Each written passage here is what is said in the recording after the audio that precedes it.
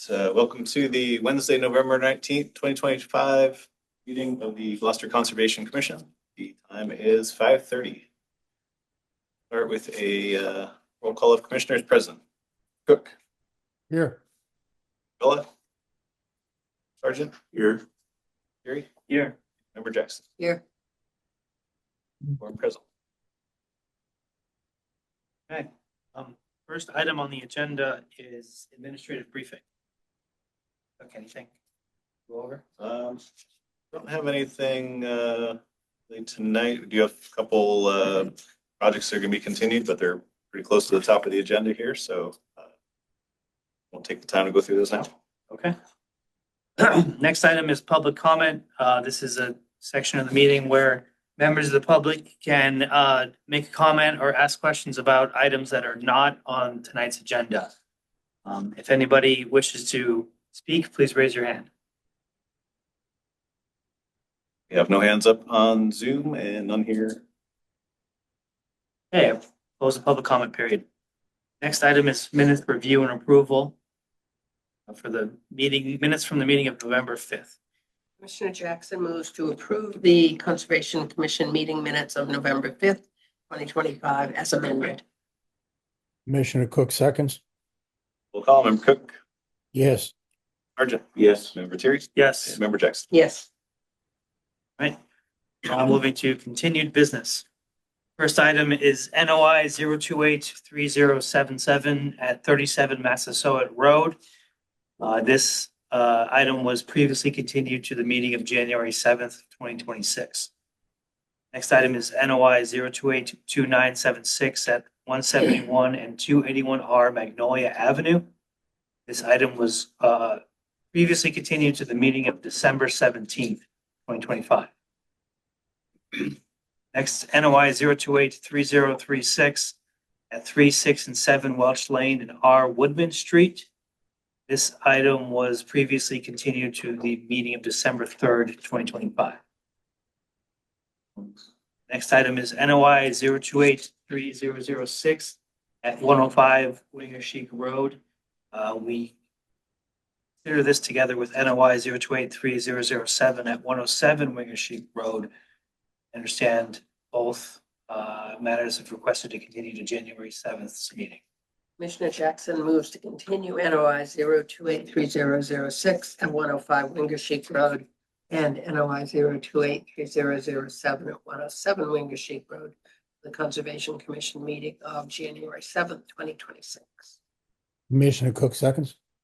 We'll call Member Cook. Yes. Sergeant. Yes. Member Terry. Yes. Member Jackson. Yes. Okay. Next is NOI 0283080 at 598 and 600 Essex Avenue. This matter has also been requested to continue to the meeting of December 17th, 2025. Commissioner Jackson moves to continue NOI 0283080 at 598 and 600 Essex Avenue to the Conservation Commission meeting of December 17th, 2025. Commissioner Cook seconds. Call Member Cook. Yes. Sergeant. Yes. Member Terry. Yes. And Member Jackson. Yes. Okay. Next item is NOI 0283076 at 481 Western Avenue. The applicant is the trustees of reservations represented by Ned Darling. This is a project for removal and repair of bog bridges in bordering vegetated wetlands. Ned Darling from the trustees of reservations. Present. Do I present first? I don't remember how the order goes. Yeah, sure. Go ahead. Okay. So last time we had our meeting, I was waiting to hear back from Natural Heritage about a botany survey, about the timing of the botany survey we need completed for the project area. I sent Chuck an email earlier today, but they responded to us. They said that we have to wait until the springtime for the reemergence of the data sensitive plant before we can conduct the survey.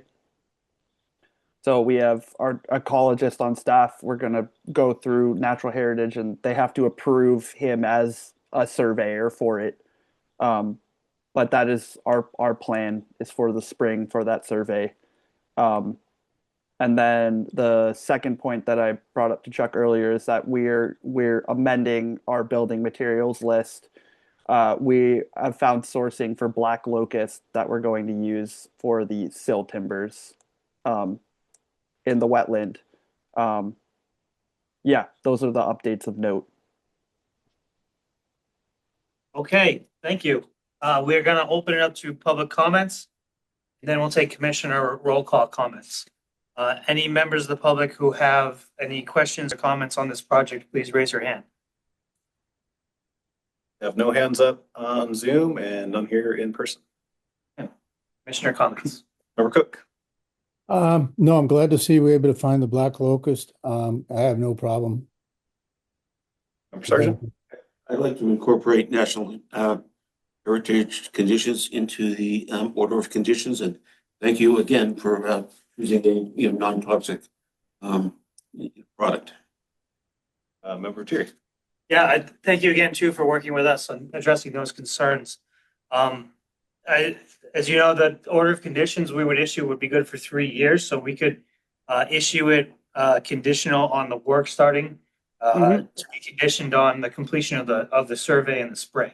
So we can get you out of here tonight with an order of conditions, and you just have to, the order you would do it would be complete the survey work, and then once that's done, I think the condition would be report results to the Conservation Commission, and then get the okay to start going ahead with work.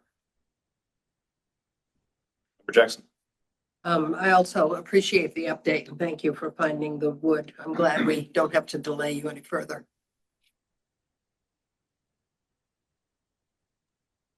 Okay, yes, Mark? we're ready. Don't have anything to Close the public hearing and move forward. Okay, let's do it. All right, Commissioner Jackson moves to close the public hearing for NOI 0283076 at 481 Western Avenue.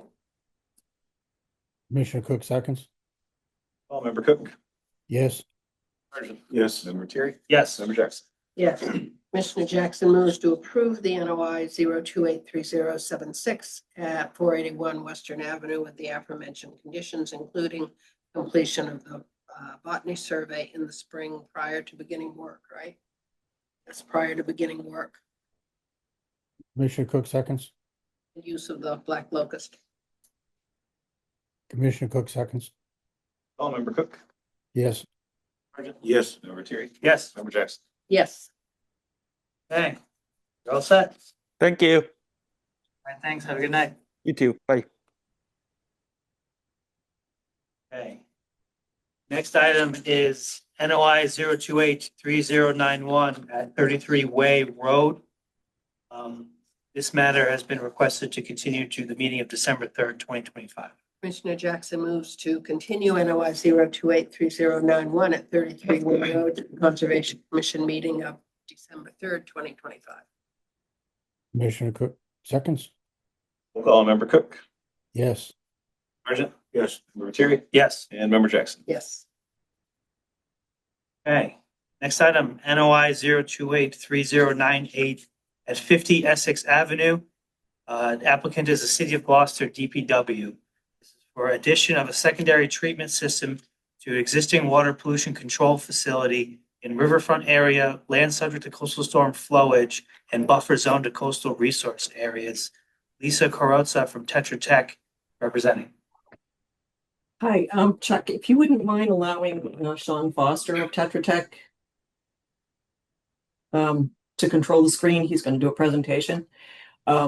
Based on our last meeting, we took a look at the landscaping plan and we had our team develop a plan that includes plantings on the site. So Sean will be presenting that. Thanks, Lisa. Yeah, good evening, everyone.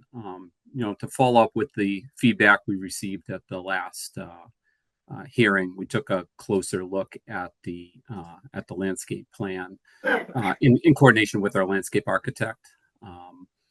We worked to develop a more robust plan based on the feedback. And I'm gonna, in a moment here, I'm gonna share my screen. And somebody could just verify on your end if they're seeing everything. Continue on.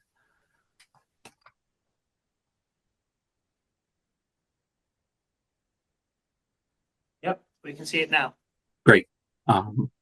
So as discussed, we took another look at the landscaping plan and kind of came up with a little bit more robust, plan here that we could, hopefully discuss a little bit. And I understand that the commission, that this plan wasn't submitted as part of the package that went out to the commission last week. So I'll just take a minute to kind of walk through it. And if there's any questions or feedback, we can talk at the end.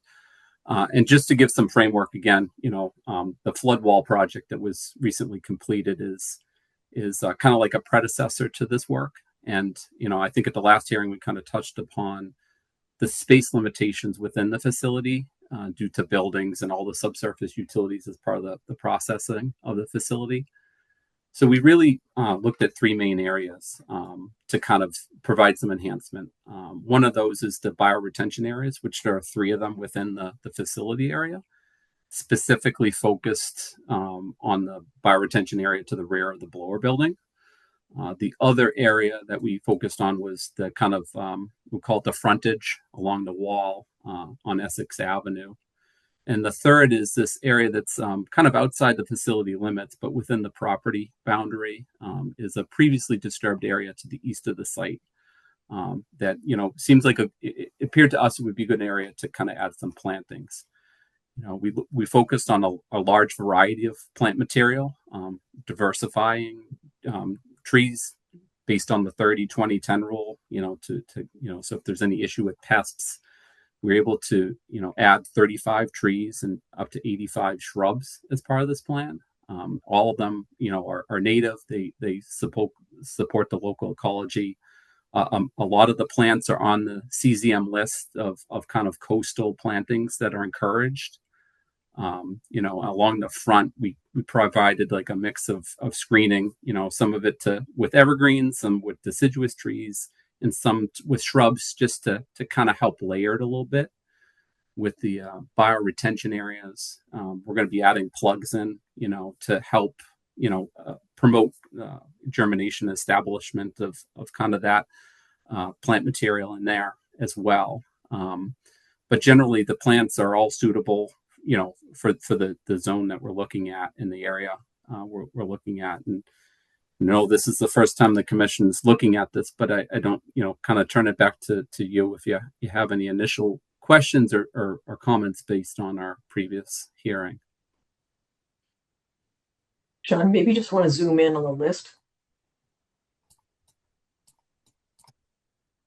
There we go.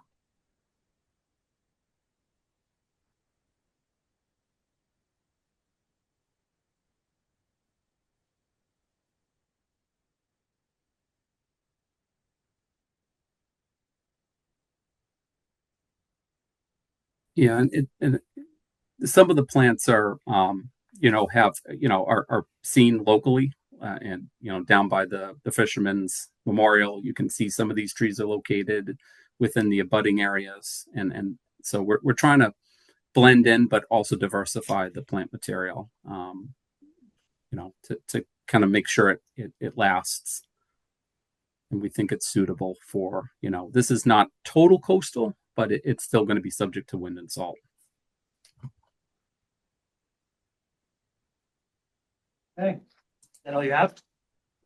Yep. All right, we're going to open up to public comment and then we'll take commissioner comments. Any members of the public who wish to comment on this project, please raise your hand. No hands up on the Zoom and nothing here in person. Hey, commissioner comments then. Or Cook. The only concern I have is we're taking out 37 trees, and only putting in 35. I'd still like to consider, putting, if you want to call it a row of, like white cedars or something all along the outside perimeter to make up the difference. That's the only comment I have. Member Sergeant. Yes, thank you for including that area that to the east, that is more to the south. That's the area I had in mind. That it's just overgrown.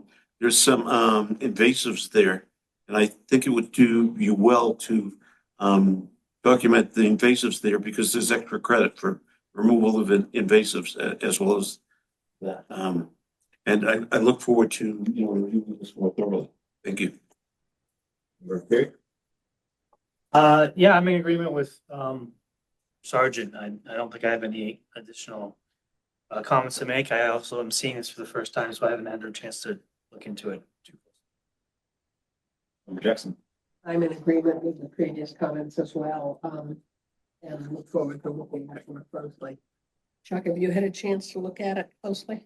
I have not, and it looked like a good list, I think, to me, a good variety of things. And I understand it's not achieving the 2-to-1 that commissioners like to see for replacement of trees, but I do think there's a lot of value in adding further strata with the shrub and the ground cover.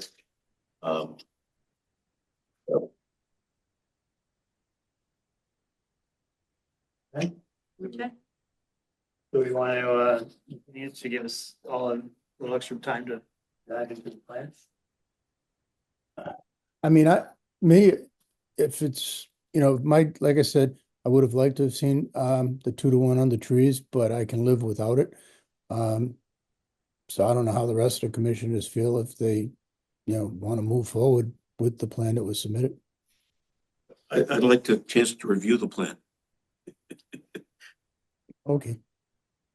Do we want to see any changes to the plan, additional trees or additional locations where invasive species management might be conducted? Yeah, like if they could delineate the invasive species that are going to be removed.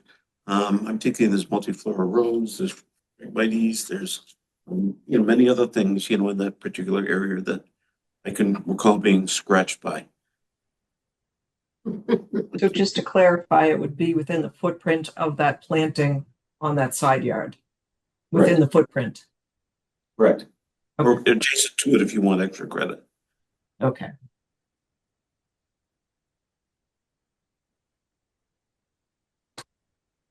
Doesn't hurt to have frosting on the cake. Okay. Anything else from your team, Lisa? No, that's all we had. I think that's all we owed you. Or Right. response. Okay. Mhm. So we want to move to continue? Sure. Do you want to continue until December 3rd? Yes, that will work. We can get our wetland scientist out there to look at the invasives in that area. Okay, great. Commissioner Jackson moves to continue NOI 0283098 at 50 Essex Avenue to the Conservation Commission meeting of December 3rd, 2025. Commissioner Cook seconds. Call Member Cook. Yes. Sergeant. Yes. Member Terry. Yes. Member Jackson. Yes. Okay, thank you very much. Thank you. Thank you.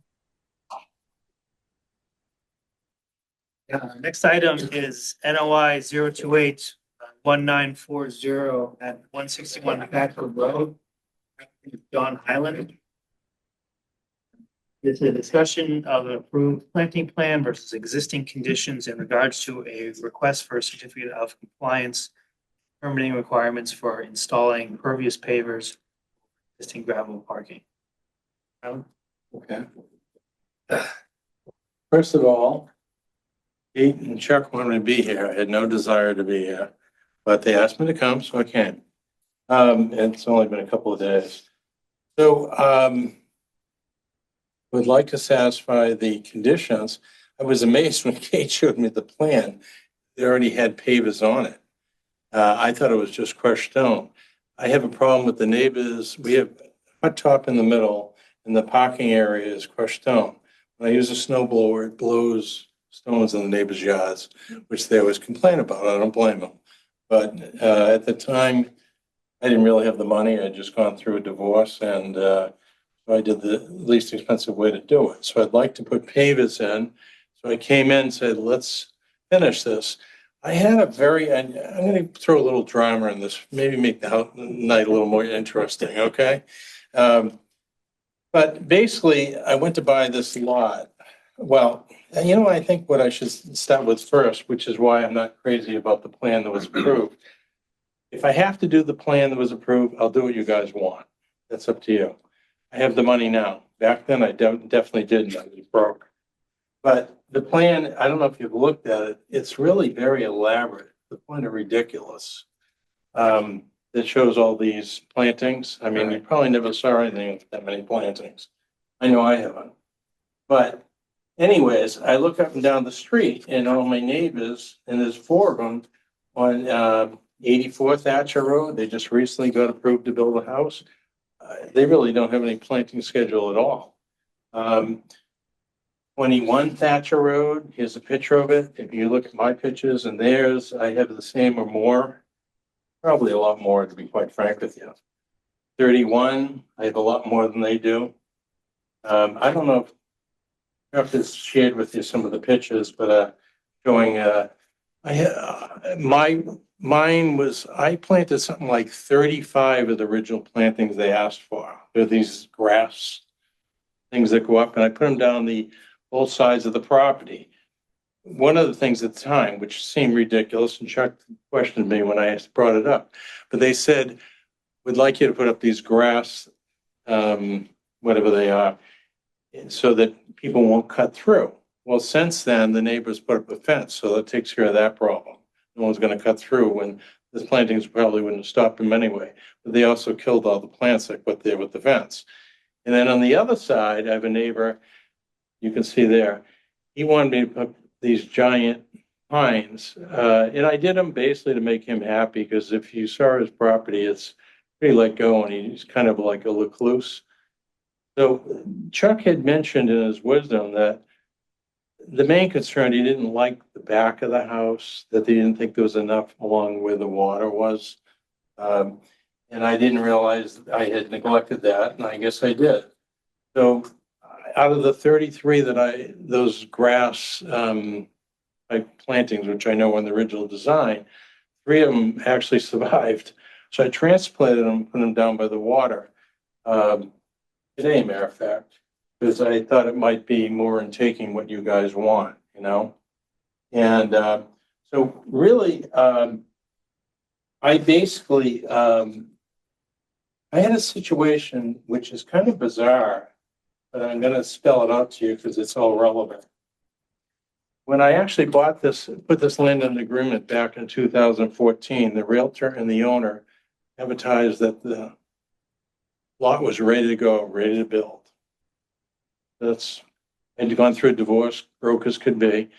And so I went in and I paid someone, Hayes Engineering, which is quite expensive, but they're very good, to represent me. They said, well, let's work with the original design, even though because what happened when we tried to put the building permit through, when they said we could ready to build, the last guy I went to the building process was a guy named Paul H. I forget his last name, but it was the engineering department. And he looked at me, but I think he's gone now. He used to come all the way up from the South Shore. Anyone remembers him? But anyways, he looked at the plan. He says, well, engineering never signed off on this plan. And I'll tell you right now, I will not sign off on it. You got to start all over again. Well, considering I invested 20 grand in it, which was a lot of money to me back then, I was really kind of heartbroken, but I went back to the owner and the broker and I says, I need to reprocess it. And they kept giving me a hard time about not giving me the necessary time to do it. I would have hired someone to come in and redo this planting plan because I thought it was ridiculous. But Hazen Engineering said to me, well, Jack, it turned out it snowed in December and we are going to have to wait till May, and there's no way the owner was going to wait for me to have another botanist or someone come out. So I had to live with the original plan, and I did. So they said to me at Hayes Engineering, Jack, just plant all real small versions of what they want here. And I planted all up and down the sides of the property with that, like 30 something of them. And they did die. Unfortunately, they were the small 1 gallon variety and they weren't that hardy and they died. 3 survived, and those are the ones I transplanted just recently because on Chuck's suggestion to put something back there, I did that. But I was under duress to accept their plan, even though I thought it was ridiculous. And as I go up and down my neighbors and take pictures of everyone that in the area, I mean, I'm literally within a quarter mile.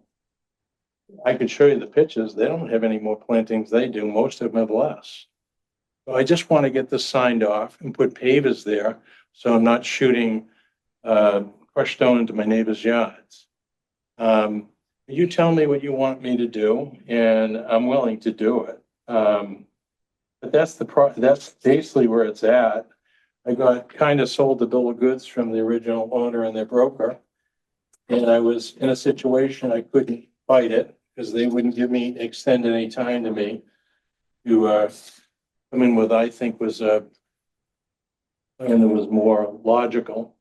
I mean, am I right or wrong? Have you seen anything like that that has that many plantings before? Yeah, we see this. Okay. It's not uncommon. Well, look at these 4 houses on the same street as me. And they have less than I have. So unless they haven't followed through and done their final, then it doesn't make sense. And if you get someone you recommend, you want me to come in, have it redrawn, I have no problem doing that, which I know you guys can't give me a name. One of the names I was gonna go with is the fellow that won 84, but I've been informed that he's retiring. But I just want to get signed off, make the town happy. We enjoy living here. But I think that is ridiculous. All right, But we're gonna open up to public comment and then the commissioners will have comments and Okay. we might have questions for you. no So- problem. Stick around. So, any members of the public who wish to comment on this project, please raise your hand. We have no hands up on the Zoom and none here in person. Okay, commissioner comments. Robert Cook. As far as the pavers go, I don't have a problem with that. I think I would like to see a little bit more plantings. That I don't know the history behind this. Going back, it looks like it was going to be a single family home, then it got converted to a duplex or a two-family, two rears.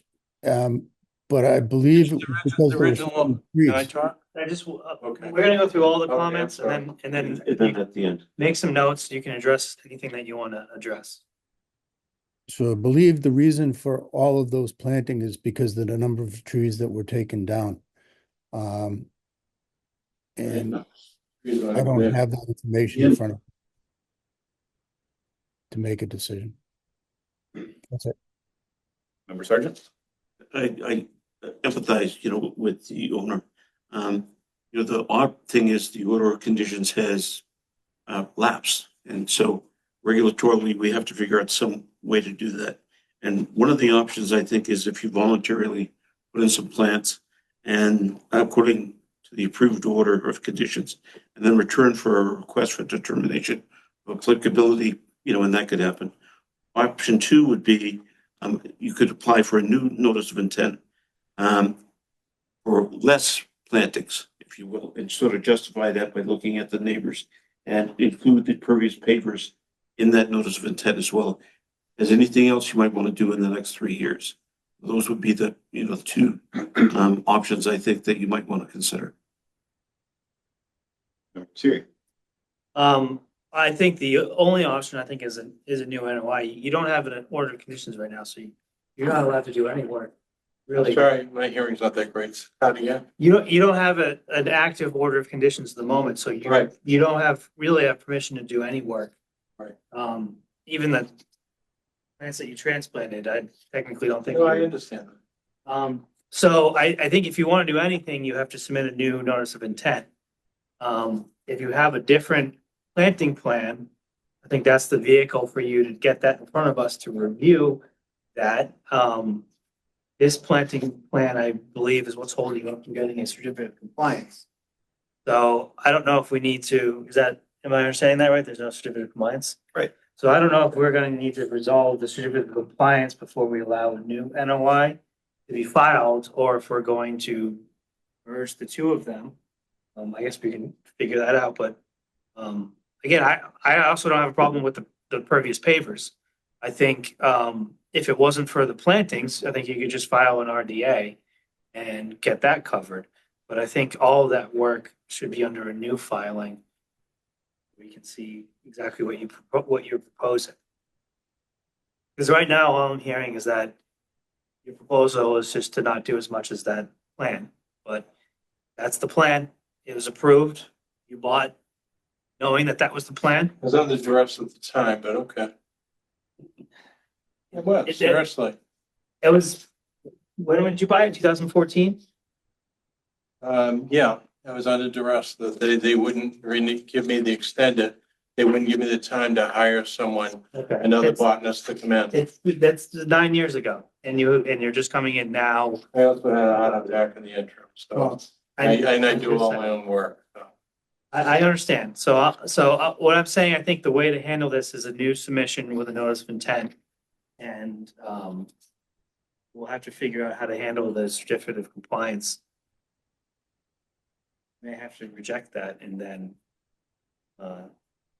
There's nothing pressing. We're not selling it. We're not going anywhere. So no problem. I just want to resolve. Jackson?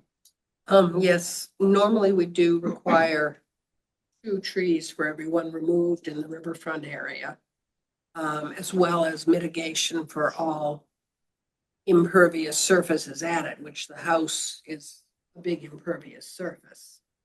So that's part of the reason you have so many trees, so many plants on the plan to be planted. You have to have some more plants than you have. Why don't the other 4 houses in the street? We'd have to look at those. 'Cause I will hire someone to go over it all. But, so right now we're dealing with yours. Out of curiosity, number 84, why don't they have any planning schedule at all? I mean, that's right down the street from me. Yeah, I appreciate that. I think that's wrong. We do appreciate you dropping it down. Those are items that you can look at. But right now, we're talking about yours and the promises that were made, even under And I'm duress, definitely gonna bring them both that up. were not kept. And we can't give you an okay for not following your promise. We can't tell you with a sign that everything is I fine, but it's understand, not. I Yeah. understand. But I think what's good for 4 other houses on the street should be the same for me. Let's focus on you. I know. But I'm just telling you where it's going. I have no additional comments. If I might add a little bit of light onto it. So some of these other properties that you're referring to, every single one of those was previously developed. Your property was not developed at all, if I understand correctly, that it's a new house that was built there? 2 of the houses are knocked down and completely built brand new. Right. So they're redeveloped. Yours was a new And then development? I could throw in number 218 Bass Road and 220, which is right on the marsh, and there was nothing there. I think a lot of them, each one of those is a different situation than what you're in. We're all back up. Happy to go through those with you if you want, but again, what's happening on your property is relevant to your permit. And those other ones come in for certificates of compliance, then we'll deal with those ones. I understand, but I think what's good for one is good for the other. I guess the other option too for the commissioners, which we've done on other properties, is could issue a enforcement order to plantings, and that would allow the work to happen. Instead of issuing a separate NOI. that's interesting. That could work, and then you could just do an RDA for the pavers. And you could get some plantings in. You could try for a certificate of I'm sorry, compliance. again, I'm a little hard of hearing. You say RDA for pavers, what's that? So it's a request for determination of applicability. Yeah. It's another filing, but it's not as Involved. it's not as involved as a notice of intent. It's basically is this going to impact the resource or not? And I would think this is a fairly minor activity. A gravel to pervious pavers doesn't change the impervious surface of it, so I think the commission would probably look at that as a.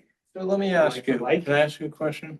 Yes. If I put in all those ridiculous plantings, they might be the smallest possible ones I can find. That will satisfy the order conditions. So to get a certificate of compliance, you need to demonstrate substantial compliance with the order of conditions, Right. and that's the plan. Okay, so if you demonstrate substantial compliance with the planting plan, then that might be sufficient for us to approve your request for a certificate of compliance. So if I put all those plantings in, whether they're minuscule or not, they'll satisfy the planting schedule, right? Is there a mortality clause in the order? let's see if Usually for plantings, we require a 2-year monitoring for mortality, meaning that you have to grow them, check them for 2 growing seasons, and any that die, you have to replace, just so that you don't run into the same problem where you planted, the containers and most of them died off. I did have a whole bunch of them die, that's for sure. And that's why I gave up on them. But I can put them in again if that's what you want. Well, I mean, I think we can do an enforcement order so that gives you sort of the authorization to start planting, because right now you have no authorization to really do anything because your order of conditions is expired. So in order to do anything, you need some sort of authorization, whether it's a Right. extension of an order of conditions or a new notice of intent or enforcement order. You have a list of people in town that I know no one likes to say a name of someone to go to for this, but you must have a list of people that do business in Gloucester for something like this. I think, that the conservation agent has a list of people commonly do this. I just want to say that if you plant things in December, they're not going to live. I know. We're not in the growing season. I went to 5 nurseries yesterday. There's nothing left. Yeah, you're going to have to wait till the spring anyway.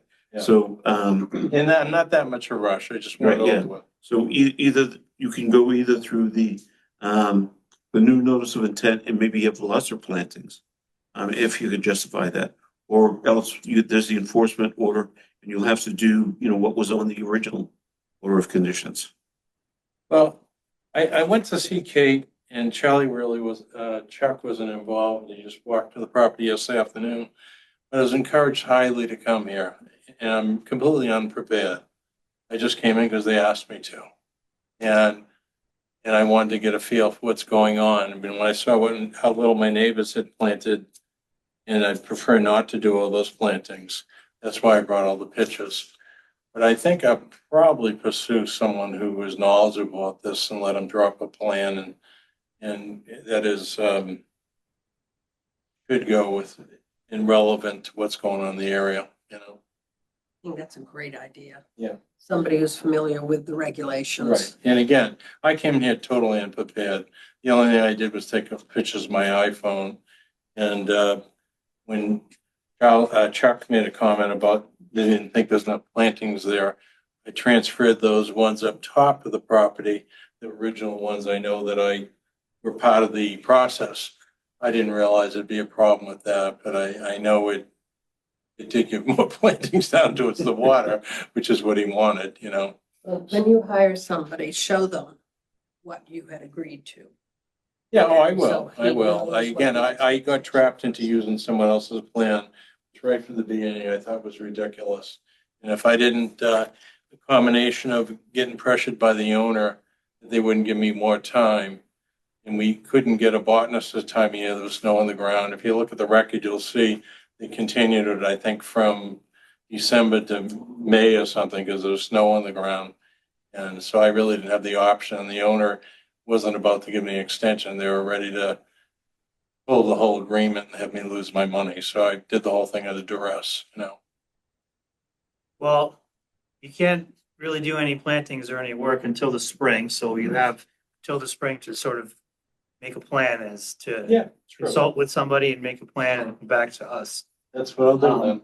I guess the question is how you'd like to come back to us. Would you prefer that you file a whole new notice of intent, or would you prefer that we issue a enforcement order, a friendly enforcement order that basically allows you to consult with a botanist or a scientist and prepare a plan and then implement that plan in the spring once the growing season starts. I wouldn't mind doing the parking area because I have a gentleman that's out of work that would like to do it. Is there a way to proceed with the parking area? That you should file a request for determination of applicability. That's just a different That's a form. separate thing, right? Yeah, but it's basically one form that you need to I fill think out. it was on the original plan that was accepted, isn't it? If you look at it. I think the detail shows crushed stone on that plan. I know that the illustration shows some patching that looks like pavers, Yeah. but the actual detail sheet on the detail has a layer of crushed stone at the top, not pervious It's pavers. confusing. Okay. Well, whatever you recommend, I'd like to consult someone to draw it up. And as long as I'm doing something similar to my neighbors, I'll be glad to do it. I mean, you guys will have to agree on it, and he'll have to draw it up for you. Right. So I see your options as a RDA, which is Form 3, I think, or something. Which is just one form, and that would be only covering the paver work. And then, I'll hold off on the pavers. I don't want to do things twice, you know. okay. I don't think an RDA is gonna cover any planting plan work, so it's either a new notice of intent for that or an enforcement law. And I think if he wants lesser plantings, he really has to come up with an NOI, new NOI. Papers, I don't think would be covered by enforcement. No, I don't Well, think. let me ask you something. I was more or less encouraged to come here without any representation tonight. Can you just leave it lie and I'll have to consult with someone to come back to you? It's your right to do that. Okay. I I don't want any finding, any pressure. I'll hire someone who knows what they're doing rather than coming in like a bumbling idiot. there's If I do it technically nothing myself. before us that we need to vote on or anything. You don't have an existing order of conditions and you So you haven't don't made have a anything to final. vote on anyway, right? No, this is more of a discussion and information for you and how I to agree. proceed. So if you'd like to consult with somebody and come back to another hearing, That'd be better. so you know our positions on it. The commission's position, I believe, is basically probably okay with the pavers. We would like to see more plantings. How When you fold your arms, that means you're very close-minded, that, by the way. But neither of those projects can go forward without more paperwork to us, Okay. Yeah. okay? Okay, whoever you have look at it, you need to have them make sure that they look at the previous NOI so that they understand the number of trees and whatnot that was removed. So they would get a feeling for what we were asking, because we asked for a 2-to-1 replacement. I'm amazed because I don't remember being that many trees there. But I called Peter Ogren, Hayes Engineering, who I think is great. But last time I saw him, he's in his 80s and he didn't return my call, so I'm not sure if he's still working. But I'll go to Hayes Engineering and find out what's going on, if there's someone else that will step up and take care of this. That sound good? Sounds good. We'll hear from you when we hear from you. Sounds great. All right, thank you for your time. Thank you. Thank you for coming in.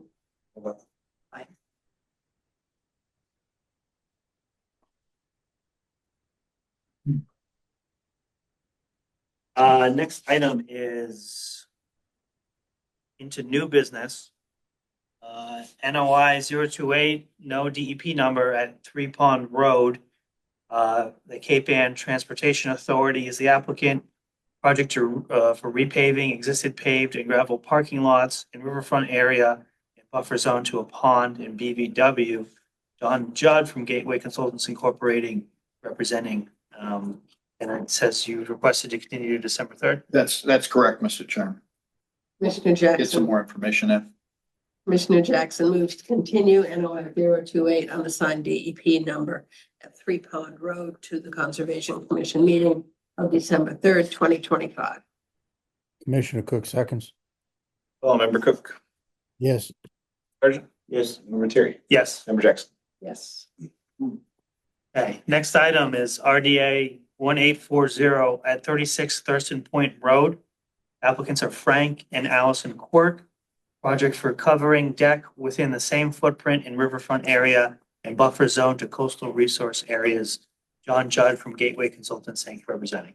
Thank you, Mr. Chairman, members of the commission. For the record, John Judd, engineer with Gateway Consultants. This is a project, it's a property that came before the board previously for various improvements. What the homeowner would like to do now is an exterior deck right here. It's about, we have, it's about 145 square feet. We have the dimensions there. What they'd like to do is use the same footing and just enclose that. So it's proposing to go from a pervious deck to an impervious roof and enclosure. And on the plan, we show mitigation, salt tolerant mitigation plantings that would be in the location here. These are the best location in our opinion to provide mitigation planting, which is 2-to-1. That would total 250 square feet. So it's about 125 square foot deck and then 250 here of native salt tolerant plants. And again, no excavation. We're working with the existing frost piers that are there. And it's a brief presentation and can answer any questions you might have. Okay, thank you. We'll open up for public comment. Any members of the public who have a comment or wish to comment on this project, please raise your hand. We currently have no hands up on the Zoom and none here in person. All right, commissioner comments? Member Cook. No comments. Sergeant. I'd like a 2-year monitoring for the mortality mitigation plantings. Sherry. What's in the area right now where the mitigation plantings are? That's my first question. And I guess would it make more sense since you're changing a pervious deck to an impervious structure, would it make sense to convert those mitigation plantings into a rain garden to account for the additional impervious area? Member Jackson. You said that you were doing 95 square feet of mitigation, but shouldn't it match the amount of impervious surface that you're adding? So we have 95, well, I'm sorry, I'll wait till the end. Total is 250. So we have this area, and this area right here is 95. And it's on the other side of the wall. Okay. I believe one of the details in the plan submitted to building department showed that the roof stormwater would tie into the existing system that goes underground. Oh, is that the case? Yeah, that was all incorporated as part of the initial improvements. So they're going to tie right into the same system. And to answer Joe's question right here and here is the 200% adding those two. As far as the chair's question, what's there now? We have both lawn on the upper tier, and then there's maybe 18-inch high wall. This is all lawn area down here. You can see this is where the original mitigation planting was here. So this was an opportunity here. Okay, thank you. I don't know how I missed that second planting area. Actually, when I looked at it, I missed it as well. Okay. Any comments, Chuck? No. Additional answer. Okay, Commissioner Jackson moves to close the public hearing for RDA 1840 at 36 Thurston Point Road. Commissioner Cook seconds. Member Cook. Yes. Sergeant. Yes. Member Terry. Yes. Member Jackson. Yes. Commissioner Jackson moves for a negative determination for RDA 1840 at 36 Thurston Point Road with the aforementioned conditions if there were, or as described. Commissioner Cook seconds. Member Cook. Yes. Sergeant. Yes. Member Terry. Yes. And Member Jackson. Yes. Okay. Thank you very much. All right, next item is NOI 0283099 at 253 East Main Street. The applicant is R. Bruce Bradshaw. Project for pile replacement in coastal resource areas. Bruce Bradshaw represents.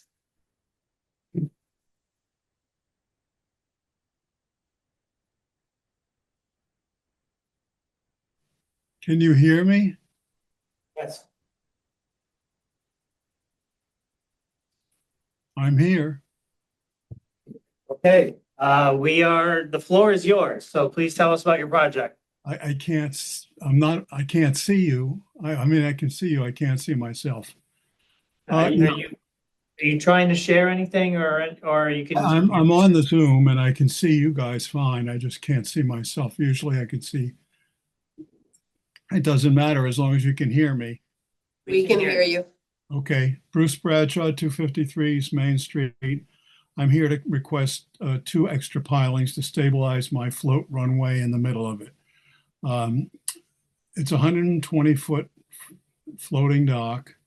And by the way, there's an error on that first page, page 1. It says that the pilings were previously approved in 2024. That's not right. I'm sorry. They were approved in 2022 by the Concom.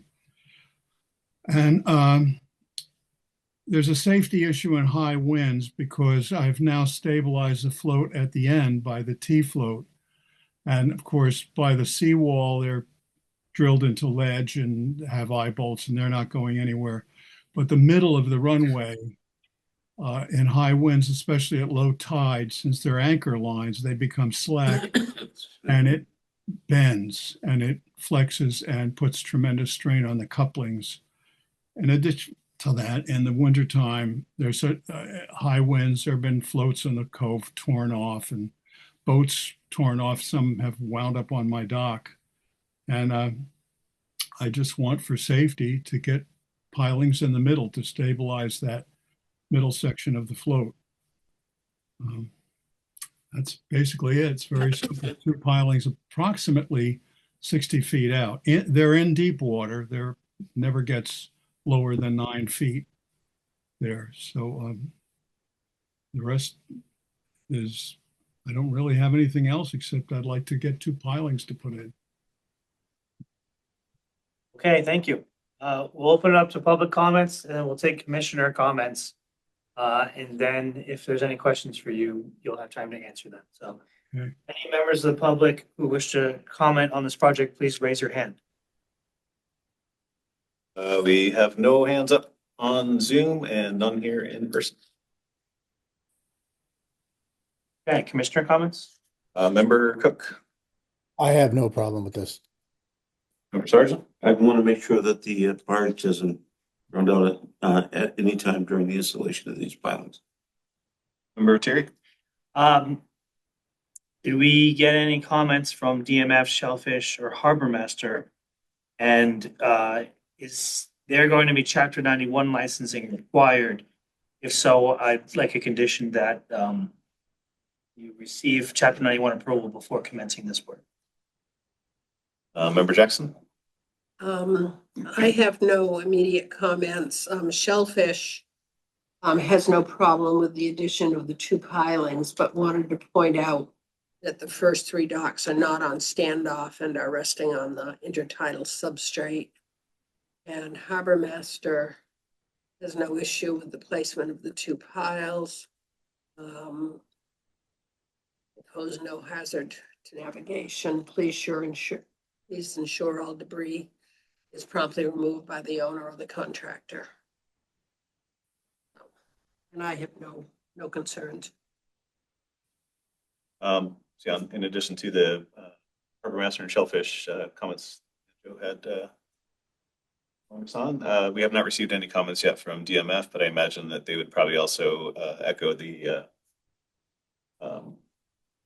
offs for the first 3 floats that ground out at low tide. Okay. And we are. My number fell. Sorry. We have an item? What is it? That one is 3099. Oh, okay. Okay. Do we have any questions for the applicant? Only if he's willing to put in the standoffs. Mr. Bradshaw, did you hear that? No, I didn't. I'm sorry. Say it again, please. Okay, I guess the question to you is, are you willing to put standoffs on the first 3 floats that ground out at low tide in order to keep them from falling on the. They were approved on chapter 91 license as they are. I understand that. Do you need to go back to chapter 91 for these new filings? No. No, I didn't have to for the ones in 2022. And these are in deep water. They're not on the flats. The three floats that are on the flats at low tide they're approved. They were approved in 2014. The license is in the application there. And you don't have to get chapter 91 approval for the new floats. I mean, sorry, for the new pilings. No, not that I didn't for the last two that I put in. Well, these ones are closer than those ones. So are they below low tide? Oh, yes, they don't come anywhere near low tide. They're not in the flats, if that's what you're saying. They're the dead low tide at the lowest ebb of a moon tide is 11 feet away from where the pilings are going to be installed. And at that point, the water is 9 feet deep. So they're in the water all the time, and they don't encroach on the flats at all. I think you might need to check with chapter 91 office to see if that requires approval. If it doesn't, I'm not sure. I think installing standoffs would require approval. So if we made a condition to put standoffs onto the ramps when there's no work being proposed on the ramps and they're already approved, I think it would be an additional administrative burden in order to make you go to chapter 91 and get approval for that when you're not even proposing to do any work on that. I agree. Was this going to be another one of those situations where he's not going to be able to get a chapter 91 unless we approve it? Yeah, I mean, yes, he needs to usually you have to get conservation approval before you can get your chapter 91 approval. May I ask a question? Yes. I have a chapter 91 30-year license. Are you saying, I mean, I talked to the harbor master and I talked to the guy, he's not there anymore. I talked to him about pilings and they both recommended pilings as being better than anchors. I understand that. The harbor master doesn't handle chapter 91. That's the Department of Environmental Protection Waterways Division. Yeah, I'm talking about that. When Right. So I know, I understand you have a chapter 91 license, but the pilings you're proposing aren't part of that license. So in order to add the pilings, you may need to amend your license. Okay, all right. I'll check with chapter 91. Okay. I'll find out. Okay. I think you should do that. And then, well, I guess we could approve the pilings work and then just make a condition subject to any chapter 91 approval. Oh, thank you. That'd be great. Add the standoffs if it requires an I think you amendment. went, because that work wasn't in the chapter 91, that would be, you might have to file for it at 91. If it requires an amendment to add these two pilings, maybe add those standoffs. The pilings are below mean low water, and chapter 91 deals with projects in the intertidal zone. So I'm not sure that he would have to amend. Yeah, and I don't think we could force him to amend his chapter 91 license to No. add standoffs that aren't required to be on his pier in his existing chapter 91 license, because he's not asking to do that. The applicant could voluntarily do it, Right. but I don't think we could force him to do that. And I think if we ask him that when it comes time to replace those floats, that if he might want to consider doing that, we will look favorably upon such a proposal. That's right. Okay. We ready to move forward? As well as the condition that no barge Right. ground up. I've got that. All right. Commissioner Jackson moves to close the public hearing for NOI 0283099 at 253 East Main Street. Commissioner Cook seconds. Member Cook, Yes. Sergeant, Yes. Member Terry, Yes. and Member Jackson. Yes. Commissioner Jackson moves to approve NOI 0283099 at 253 East Main Street, subject to the approval required by Chapter 91 and to any barge work conditions so that it does not ground out during the work or at any time. Commissioner Cook seconds. Call Member Cook, Yes. Sergeant, Yes. Member Terry, Yes. and Member Jackson. Yes. Hey, Mr. Bradshaw, did you get all that? I did. I will contact Chapter 91. And thank you. May I make a compliment to someone at the Concom? Of course. Katie Nealon was very, very helpful, competent and professional, and helped me with this application quite a bit. I just wanted to extend that to you. Thank you very much. That's excellent. Thank you, sir. If you have any further questions, please don't hesitate to reach out to Chuck or Katie. Thank you. I will. Okay. Thank you. We'll move on to the next item, which is abbreviated notice of resource area delineation 028. No DEP number at 1117 and R Dory Road. The applicant is Brian Maloney. This is abbreviated notice of resource area delineation. Greg Hockmuth from Epsilon Associates Incorporated representing. Hi, good evening, everyone. Greg Hockmuth, wetland scientist from Epsilon Associates, here presenting the applicant Applied Materials, Inc. for the abbreviated notice of resource area delineation filed for 1117 and R Dory Road. Does everybody know where Dory Lane is? Or Oh, yeah. yeah, so it's across this 128 from the new YMCA that was built. It's got a wind turbine on it. It's developed with a large commercial building on the 11 Dory parcel. But it's essentially 3 parcels that are all in common ownership. If I could share my screen here, yep, I'll show you what we're up to. Can everybody see that all right? Yes. All right, thank you. So here's 128 at the bottom of the screen here.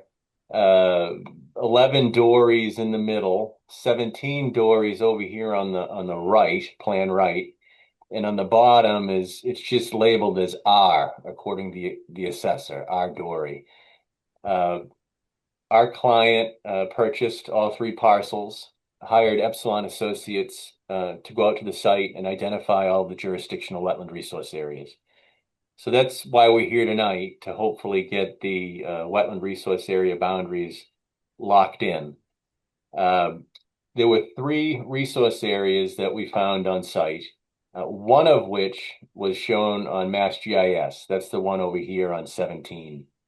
The other 2 were not shown on Mass GIS, but they clearly have hydric soils, a predominance of wetland plants, and indicators of hydrology. Going in order here, there's the A series, the B series, and the C series. The A series was an isolated vegetated wetland that the engineers, Langen, who prepared this plan, conducted isolated land subject to flooding calculations to see if it met the definition of ILSF, not just under the Act, but also under the ordinance. As you know, the threshold isn't as high in the ordinance. But we did submit the calculations, and they show that this A series did not hold the required volume to a depth of greater than 6 inches.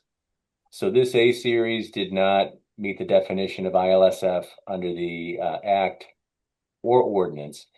But as you know, your ordinance still protects isolated wetlands that meet the definition of swamp, and this definitely does.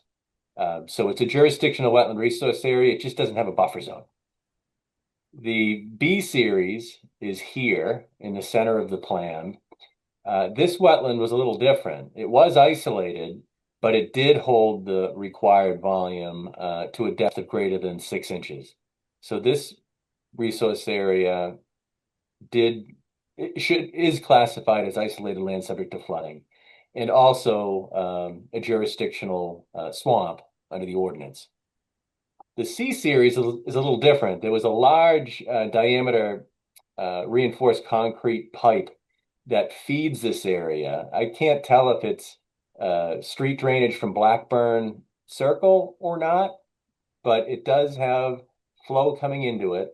It clearly has a channel going through it, and then a channel leaving it, and it discharges just before 128 into a double rim catch basin structure that I think carries flow from this resource area into the street drainage for Route 128. So this wetland did border on a stream, an intermittent stream, but therefore it's a BVW. Surprisingly, it had a digitized center line in USGS stream stats. So we were able to run stream stats on this just to see if it was in fact a river by definition.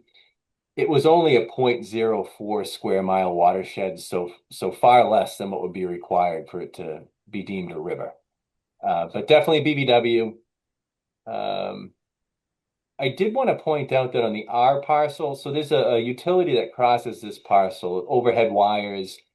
There is a little low spot in the corner of this parcel that may in fact be an IVW. We didn't flag it because it's off-site, and our client has no intention of proposing any activity on the west side of the utility that crosses this parcel. So we did want to make that clear that we're not asking the commission to review or accept whether or not there's resource areas associated with that R parcel on the west side of the power lines. I think this is it here, this little circle that you see on the plan. But that's it. So no activity proposed yet. If they do propose any activities within the commission's jurisdiction, obviously we'll have to come back before the commission with a notice of intent. I'd be happy to answer any questions the commission might have or tell you anything you want to know about the wetlands that we flagged. Hey, thank you. We're going to take public comments and commissioner comments. And if we have anything, make a note and then we'll ask you for your response. So any members of the public who wish to speak on this project, please raise your hand. We have no hands up on the Zoom and none here in person. Hey, commissioner comments? Member Cook? No, it looks pretty good to me, except we don't have a number, so we can't approve it anyway. Yeah, I checked just before the hearing, nothing yet. Member Sergeant? I believe that culvert creates a lower spot on the other side of 128. And, and if you're not wanting us to look at R as part of the delineation, should that be left off at this ANRAD request? So good question. Can you hold your answer? Sorry, until all the commissioners have asked questions or made comments. Is that it, Member Sergeant? You all set? Yeah, I'm all set. Thank you. Member Terry? Yeah, I think on that, I think we can just make a note on any ORAD that it's only for the A, B, and C series and no other resource areas. That might be my only comment. Member Jackson? And I would exclude the west of the power lines on that rear parcel from any motion to accept the ANRAD. I have no additional comments. Anything, Chuck? No, I thought it looked pretty good. I poked around there it was on Monday or yesterday, I guess. Took a little bit to find some of these areas. It's kind of an interesting area. Yeah, I think it all looked pretty good. I have no comments. Okay, sorry for cutting you off earlier, but if you have any responses to any of the comments, please feel free now.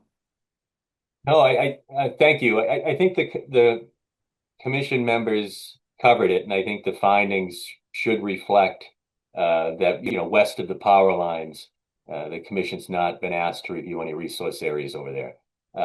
There is portions of the R parcel that are east of the power lines, so I wouldn't want to exclude the whole parcel, but I think making it clear that west of the power lines was not evaluated as part of this ORAD would, I think, cover us.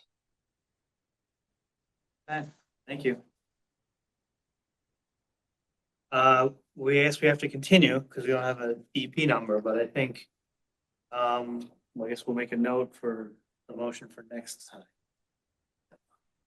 Okay, Commissioner Jackson moves to continue NRAD 028 unassigned DEP number at 1117 and R Dory Road to the Conservation Commission meeting of December 3rd, 2025. Commissioner Cook seconds. Roll call, Member Cook, Yes. Sergeant? Yes. Member Terry? Yes. And Member Jackson? Yes. Okay. Thank you very much. Okay, next item is NOI 028, no DEP number. No DEP number at 49 Two Penny Lane. The applicant is Benjamin Bradley. Project is for expansion, addition of second floor and stairway, and elevating a portion of home in riverfront area, coastal dune, ACEC, land subject to coastal storm flowage, priority and estimated habitats of rare species, and buffer zone to ACEC. Ryan Boisford from RRB Design and Build representing. I'm actually Matt McGowan with MTG Contracting representing for RRB Design and Build. He couldn't make it up here. So I'll be representing both. Thank you.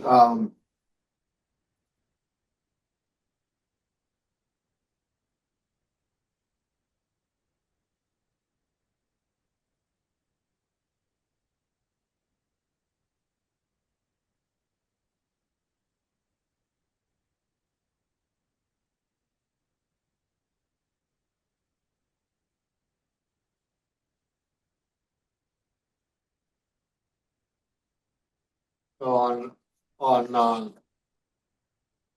this plan, the piers are the only thing we got a special permit to add the stairs to the outside zoning board. The rest of the piers are going under the existing structure there. On the plans, you'll see that it shows deck being built, but there's actually an overhang off the bottom of the house that actually acts as a deck. We just have to add a railing to it.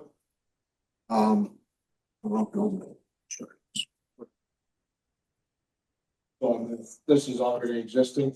We just actually have to add the railing because we're building up here. We're just doing a second story. These are the stairs that we're adding most pilings to. There's going to be added structure underneath, more pilings underneath the existing structure for support, just because of weight load. And so as for growth, as fast as I could get trucks up them, with this is why I put that in. A lot of the growth is just, dune grass. There's a walking path that's there, that's just all sand. For access to the septic area, to that side of the house. But outside of that, there's no trees or nothing that is gonna be coming out. But my plan to add, more dune grass to anything that we interrupt or, don't, cause we're just digging into the ground. I'm not gonna be bringing any equipment in there to do any of this, cause we have to be underneath the house to do it, so I have to do it by, an auger by hand. And also, all the material, we'll just have to load up by hand, cause I don't wanna be driving over anything. We have that walking path that's already there. Easily carry the stuff up and put it up. But anything disturbed as of dune grass or anything else. Also that front, lower deck portion, there's already a walkway that's been existing. And that addition was built in 69, so everything's already existing that's there. As for plantings, speaking with Chuck, I was thinking of, dressing it up at some point either way. But the only thing we're gonna disturb there is possible dune grass, and that's probably more just traffic, walking traffic. And so after and done, just like that. Unfortunately, I didn't have a chance to get out there today to send him some photos for existing, but we talked about doing a site visit. We could see that. So. Okay. That's. All right. We're gonna do public comments and commissioner comments. Make a note of any comments and then at the end. Execute this one. So any members of the public who wish to comment on this project, please raise your hand. We do have one hand up on the Zoom, none identified Zoom user. Hi, can you hear us? Yes, sorry about that. I raised my hand by mistake. Sorry. Oh, no problem. Anybody else? We have no other hands up on the Zoom and none here in person. Okay, we'll go to commissioner comments. Member Cook. The only one thing I want to make sure of is that area has been getting significant amount of erosion and really strong winds blowing down there. So I need to make sure as part of the conditions, we have a pretty solid construction fence on the north and west side of the site. Yes, we do. We actually increased that. This was the second. Sorry, can you hold until all the commissioners have a chance? Just make a note if you want to respond to anything. Is that all, Member Cook? That was all I had. Member Sergeant? I'm curious if you're adding any impervious surface to the area, and if the mitigation area for the prior NOI, if that's been compromised by the pathway, and how much more mitigation you're going to build. Foot traffic really impacts dune grass greatly because the rhizomes, go out, and so any stepping on them really impacts them a great deal. So I'm just saying that you're going to be walking through. It has more impact than just that narrow area that you're walking. It spreads out to dune grass. That's further out than that. So I'd at least actually see a little bit more detail on the impact to the existing mitigation area and new mitigation that might be proposed, as well as if you're adding any impervious surface. Member Viteri. Is any of this work taking place outside of the existing footprint of the structure? That's one of my questions, and I think I'd like to do a site walk. Just the staircase that goes up the side to get to the second floor. That's the only thing. That's what we got the zoning board of approval to have that extra 4 feet outside. But there's still nothing there but sand, and there's no growth there or anything else. It's right against the house. Okay, that might still be doing a resource area, so. A little inside of it. Inside of the lot, but yeah. I'd like to do a site visit. I'd like to take a look at it, sort of see in a little bit more detail where the footpath is, where the growth is, and you'd still need a DEP number, so we're gonna have to at least. Yeah, I did talk to them today. They said everything was good. They'd be sending something over. Okay, we got another comment from another commissioner comment, and then Chuck will have some comments, so let's get those done, and then we can respond to other comments. Member Jackson. I wasn't seeing the ACEC boundary on here. Did I miss that?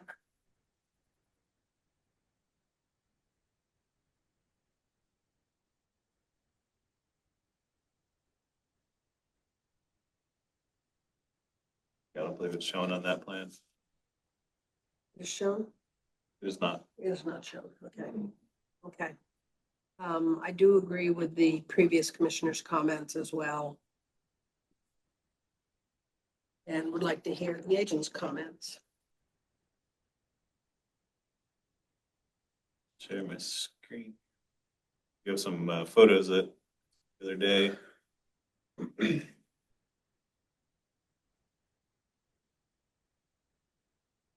So there's a couple things here that I noticed. So the existing structure does have this lattice underneath on two sides.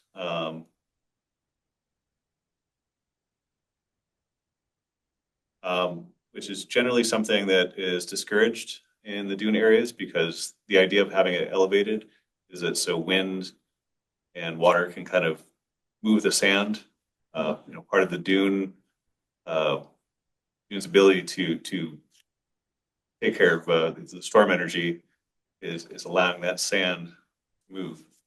So I know it's existing here, but I believe the proposed plan also has this. I think it'd be good if that was not there. I did have a question too about the shed. It looked fairly new. I don't know if that was permitted at some point or how long that's been there. Judging by the footing and stuff, it looked like it's fairly new. Again, having something that's built on grade is not typically something that we want to see in dune areas. Again, it kind of blocks the ability for that sand. Yeah, that whole thing's coming out anyways. Okay. There's also this retaining wall here that looks like it's been there for a while. I'm not sure. But there again, that's kind of a structure that's built at grade that kind of defeats the purpose of having things raised as far as allowing that dune to move. It's my understanding is these stairs here are also going to be changed. The deck is going to be changing a little bit, and the stairs are going to be coming down kind of in this direction. Looking at the plans correctly. Yeah. I didn't know if that would maybe change the need to have this retaining wall and a little footpath here that maybe that could be removed. Would no longer be needed to kind of allow the access for those stairs. Something to think about. We can kind of maybe, if we have a site visit, kind of take a look at some of these things. But those are a couple of the things that I saw that might be good to kind of improve the site conditions. That allow for some area to maybe plant some dune grass and stuff as well, to kind of reestablish some of the stability of that dune structure. Right. But I do think, again, this isn't a lot of resources. We still also need to wait until we hear from Natural Heritage, because it's in estimated priority habitat. However, they may have some additional conditions too, but I think, hope for the commissioners to kind of see the area. And it did look like I went out there to do the certificate of compliance for the septic that went in here in the front yard. And at that point, I believe that this was all kind of a contiguous, I believe this was new dune grass planting as well as this. And so I believe, looking back at my photos from that previous visit, that this path is new in here. So again, that was something I think that Member Sargent had brought up to take a look and see if this was originally supposed to be part of that mitigation, in which case we may need to mitigate, if that path needs to be there for access and stuff like that, maybe find another place to mitigate for that loss of dune grass, if that was part of that initial mitigation.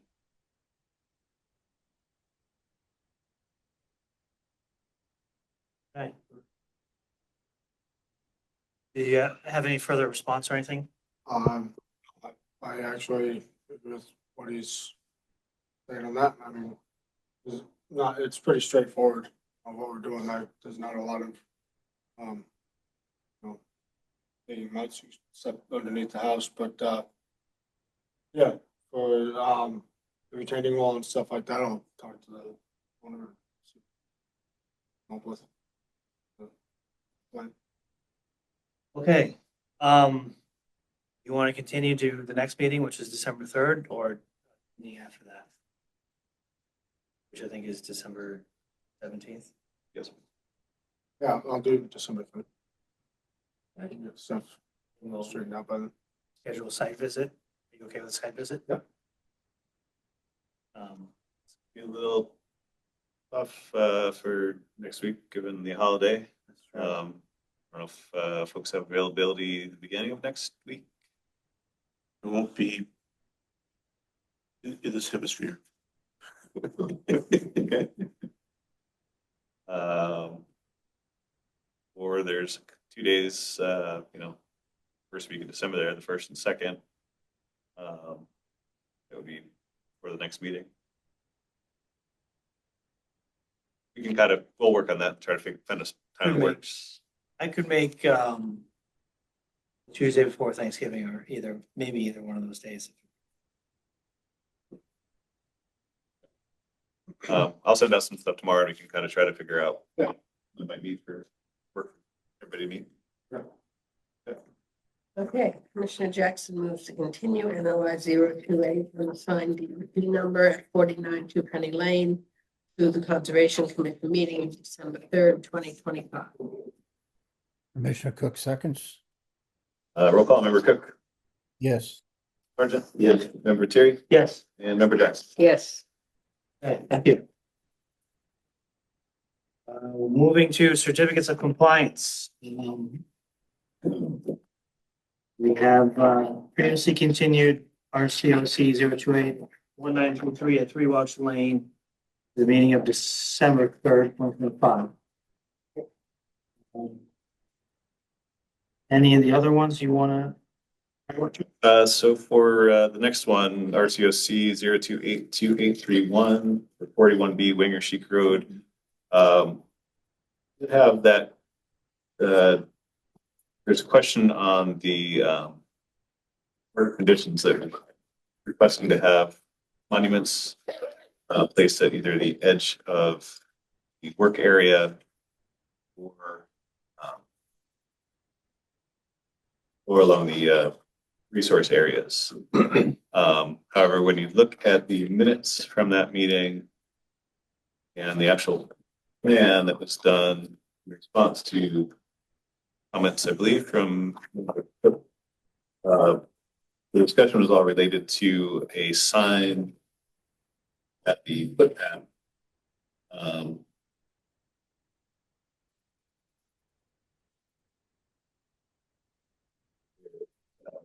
Sign basically saying proposed pedestrian only sign. Yeah. So, that sign isn't there and there was no other markers there. In my mind, I think the sign was what was being asked for. But I wanted to check with the commissioners on whether they place a sign there, if that'd be what is needed to undo compliance with get the RCOC, or if there's additional markers that the commission would want to see out there. Everything else I thought looked good. Mr. Judd said that he had put the signs in. They're not there now? Not for this one. No, because the minutes said that also requested was the labeling of the footpath beyond the limit of work on the coastal dunes, so we label that. This is Mr. Judd Well, speaking. he labeled it on this plan. Oh, Yeah. okay. So this is the new plan Okay. All right. that had just that on the plan. incorporated. Yeah. Okay. All right. But it's not in real life. Correct. Okay. So my feeling from reading the minutes was the signs were just needed on the pathway, no other place. And that it was just pedestrian access, not beyond. Additional sign. Well, I read the condition. Condition says the applicant shall permanently mark the limit of work approved in the order, as well as optionally the wetland areas. But the purpose is to ensure no inadvertent encroachment into the wetland. So, I think that might be a different marker than the pedestrian only sign. Yep, sounds like it. Pedestrian only sign is on the plan, so I think that I think that's a separate obligation because it's shown on the plan. But I think where the where that arrow's pointing and that says proposed orange snow fence and limit of work. To me, I read that's where the permanent markers of the limit of work need to be located. Yeah, I think given the reading of that condition, you're correct. Yeah, I guess I wasn't sure because in my mind, it's resource area on both sides of that. I'm not sure what it's really delineating. The area, south of there on this plan, is all planted with dune grass and stuff now. So, I guess I understand that. I'm just not sure what it's delineating. I'm not sure if this condition was just thrown in there from kind of boilerplate language and not really reflecting what was talked about in the meeting. Usually indication that nobody should be going into that area. Right. They also should be chopping through the area, the stuff, the other side of that. Yeah. This patio, yeah. I mean, yeah, I guess the issue is if you put markers along that line, it's just cutting through the middle of the area that people aren't supposed to go through. Yeah. I think the intent based on the minutes was that make sure that no vehicles or other stuff went down that path and maintained it as a pedestrian only path. That was the intent, to have the sign there just to make sure that nobody decided to take an ATV or anything like that down the beach. Okay, so approve with just the pedestrian only sign then? Everybody okay with that? I'm okay with it. I'm okay with that. And you want to see that sign go in before you approve the COC or approve it? I'd like to see it before we do the COC. Let them know.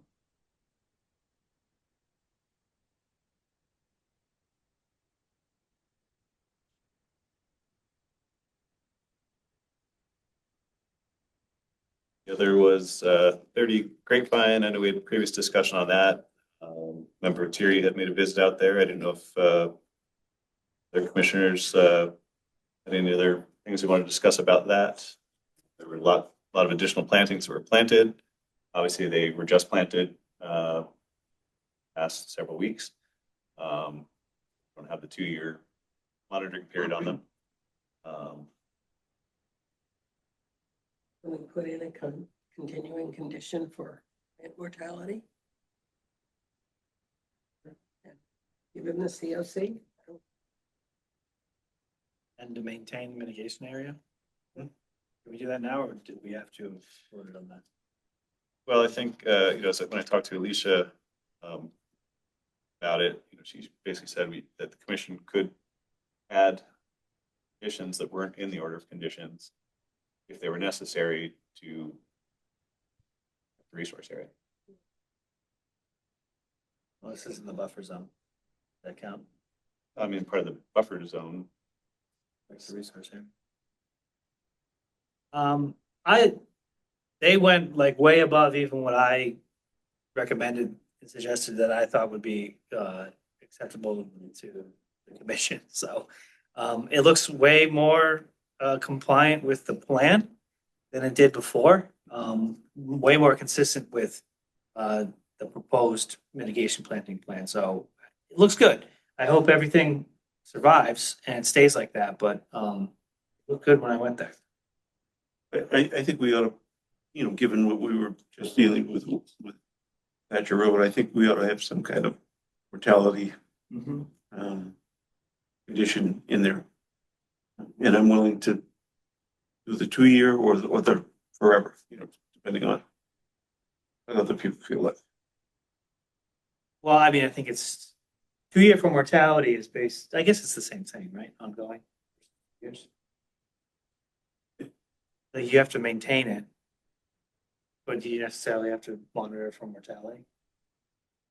Maybe it's semantics. I'm good with that. I'm good with either one. I'd like to see it a continuing condition because I don't want to see somebody do it for 2 years and then rip them all out. Yeah. Well, if we made it, if it's part of the conditions, it has to be filed that it's in there.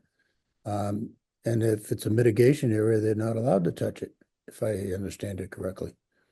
Right.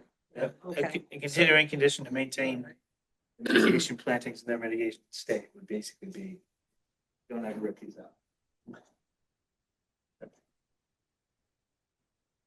All right.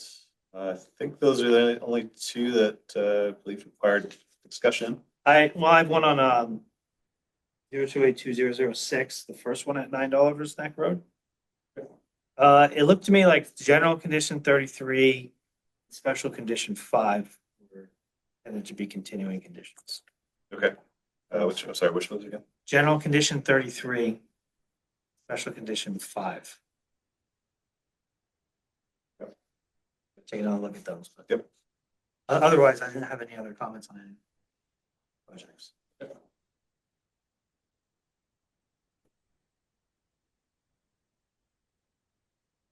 Okay, shall we take up 30 Great Pine separately since we're at a continuing condition there? And then do the rest as a group.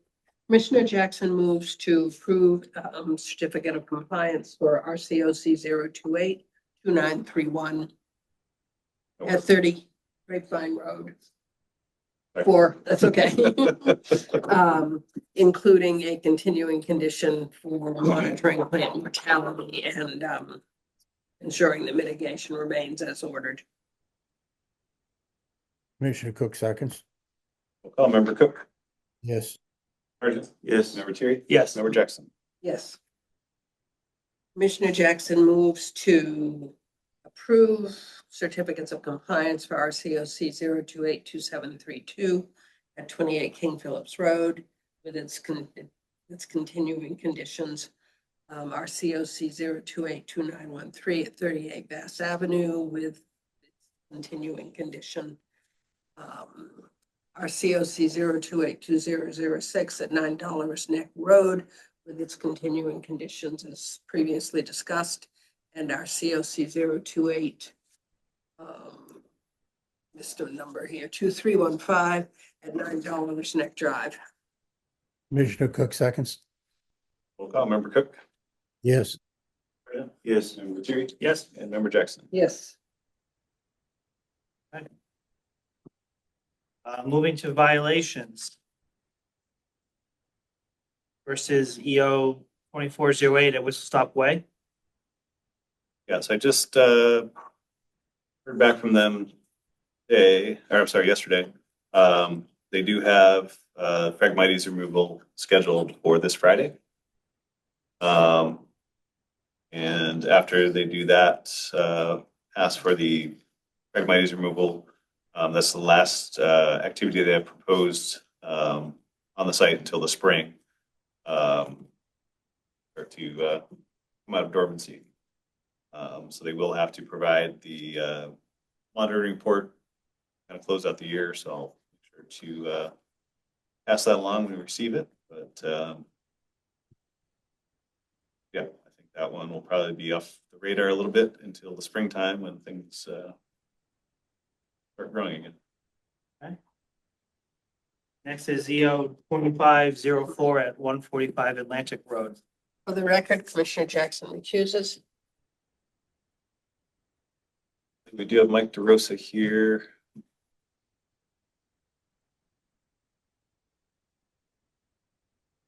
About that, there was a plan submitted. Walk us through when he pops up. Hello, everyone. Mike DeRosa, representing James Wood at 145. If I can share my screen, we'll get right into it. At the last meeting, the commission, can everyone see that? Not yet. What had happened is the work had started without our knowledge and without Chuck's knowledge. And there was some aggressive removal of vegetation, but also inadvertently the front wetland C was filled in. So the commission, under this enforcement order, wanted us to do a restoration plan first before doing any other work at the site. And so this is that wetland sea restoration plan. Essentially, we'll access the site from the top. So we'll come in here with a mini excavator or a suitable backhoe. We'll start at this end and pull the fill out down to the pre-existing grade. We'll rough grade that. We'll augment with organic soil. So it'll be like 1 part organic compost, 1 part screen loam, and 1 part sand. And that will be our planting mix to plant in the spring. We will stabilize it with seed, hay mulch, and jute netting over the top for this winter. And then come back in the spring and do the plantings. We have a diverse list similar to the herbaceous material, the perennial plantings that we're going to be doing for the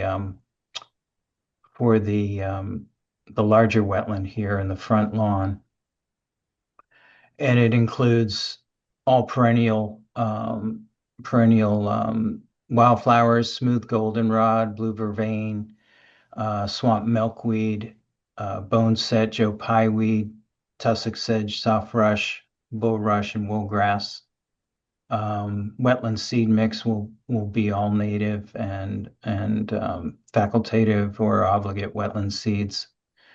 And then the thought was once this gets stabilized, we would reach out to Chuck and Katie, have them come out and look at it, make sure everything met with their approval.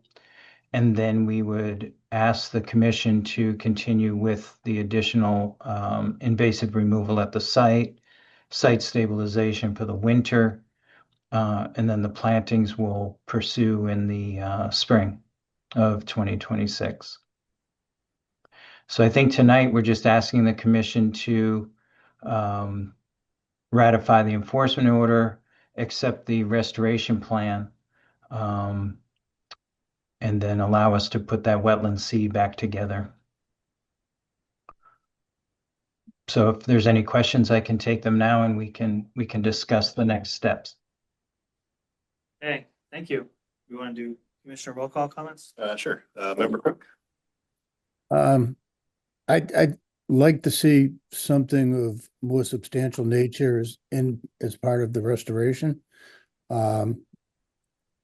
Like I said, he clear cut it so that, he can obtain the best view possible. And I now want to see something in there that's going to be a little bit more disruptive, but substantiate, some type of bushes that'll grow to a height in there that can be part of the restoration. Or Sergeant? Maybe I misheard you, but what I heard is you're going to be doing work and then ask Chuck and Katie to come out and see if it's okay. I'm hoping that you would be contacting them before you began that work. So we're not in the same situation that we're in now. I just want to be clear on that. Member Terry? Yeah, no additional comments. Do you have any comments? Yeah, the one question I had, Mike, kind of north of the wetland that was filled, there was a lot of vegetation that was removed. That was not part of the original approved plan, but I'm not seeing any restoration for that part of the buffer zone.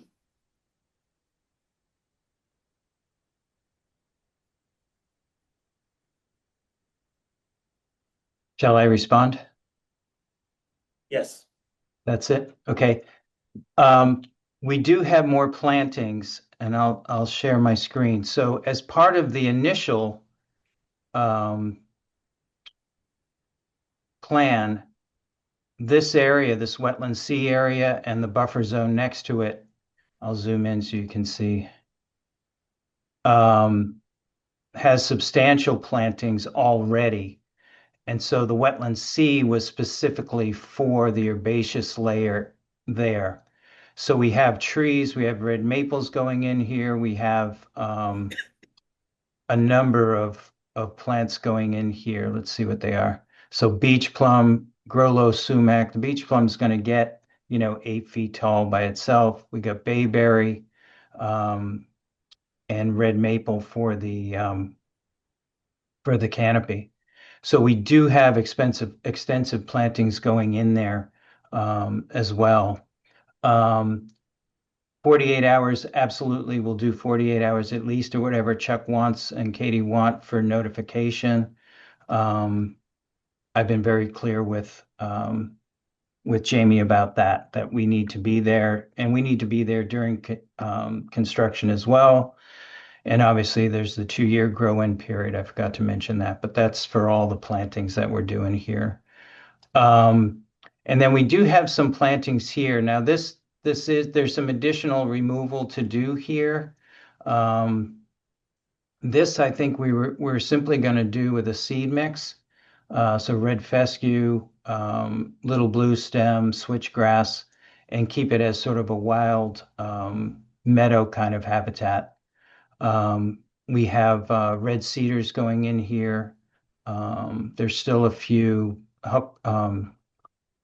bush honeysuckle and multiflora rose along this edge that need to come out. That will happen after we get approval from Chuck and Katie on the restoration of Wetland C. So that's, that was that's I'm not sure about. I don't believe that was not cleared in the initial clearing, and I don't remember that was proposed to be cleared in the order of conditions.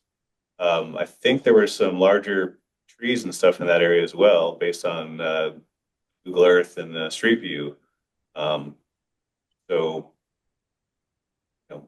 planting it with just ground cover, I don't think is mimicking what was in that spot that I don't believe was approved to be touched.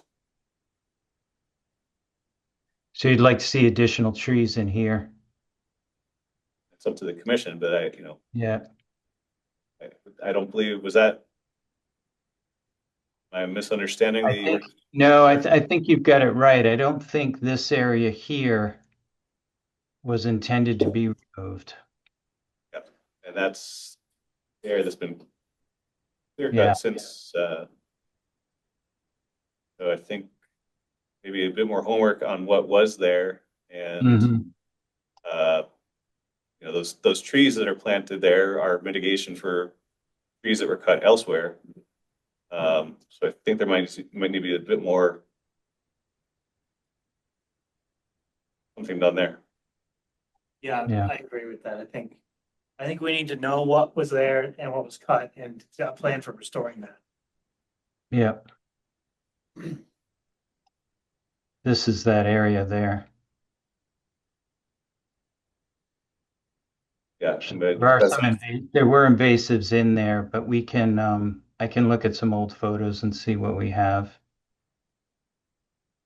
I mean, invasive removal and management, I think, is a bonus, but I think it's only a bonus on top of restoring the area to how it was.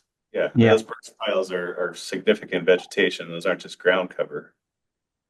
No, that's woody vegetation there. So Yeah. the prior owner had done some cutting, and prior to the sale of the house, and so a lot of this was red maples and other brush that had been cut down to open up the views for the sale of the house.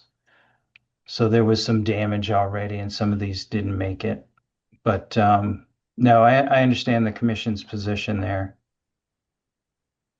especially in this area here.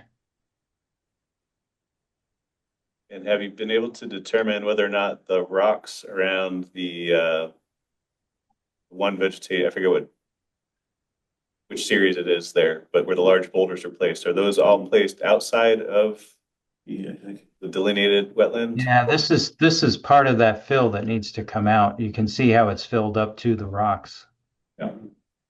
And this is the hydraulic connection here between the wetlands. So this is all going to have to come out of here. That's part of what we're proposing. But on the left-hand side on that wetland, Yeah, all those this, placed, yeah. Those all placed outside of the delineated wetland, or some of those? Right along the right along the wetland line. Yeah. So it's right along, let me go back to the plan. So it's you know, the rocks are right along this line here. And the fill is all in here, so that's all going to come out.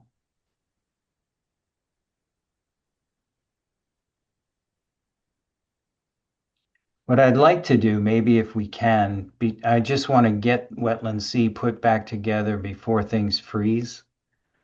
I understand the commission's point with the other area needing additional vegetation here. Could we continue to the next meeting? I'll update the restoration plan for this area, but maybe in the interim, we get started on removing the fill from Wetland C. Is that something that's possible? Okay with that. Are you okay with it? I'm okay with that. Okay. You complete the reflagging? Yeah, I'll stake this area now. I'll put stakes out.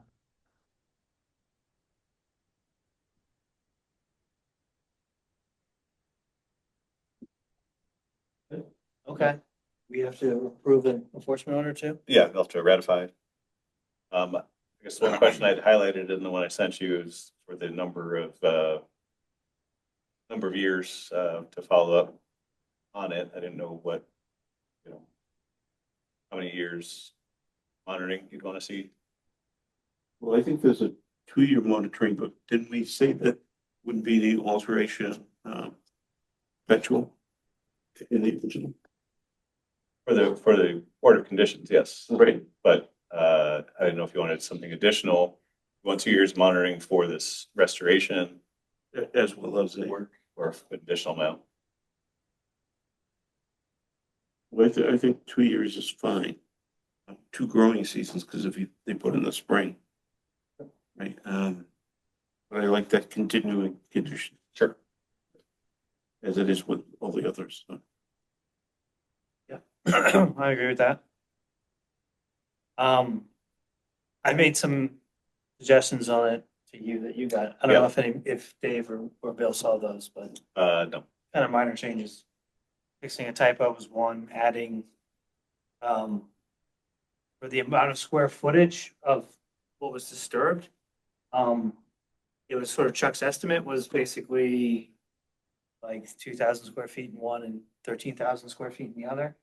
I just suggested adding something to say, or consistent with whatever, since Mike was going to do an actual survey to measure the amount of disturbed area, just to make sure that the enforcement was consistent with whatever he came up with, so you're not tied to 2 and 13,000 if it comes back and it's 5 and 20,000 or something like that. So, and then it was to add citations to the fine. Minor.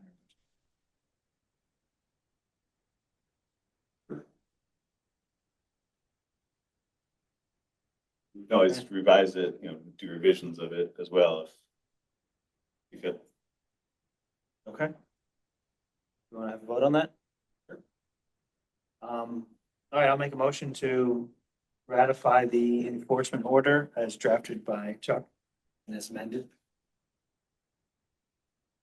Commissioner Cook seconds. Roll call, Member Cook. Yes. Sergeant? Yes. And Member Terry. Yes.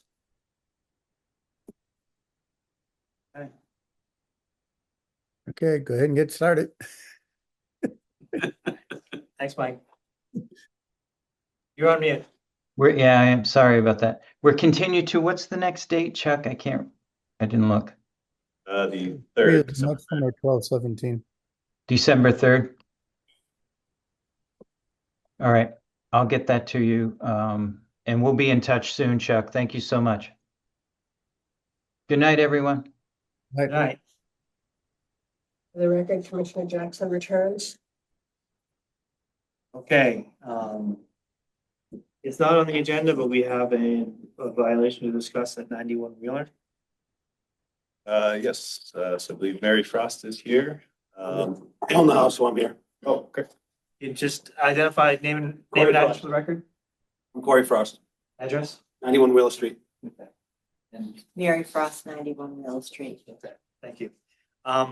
So I believe the issue is there is a houseboat that's being overwintered and parked on the marsh. Yes.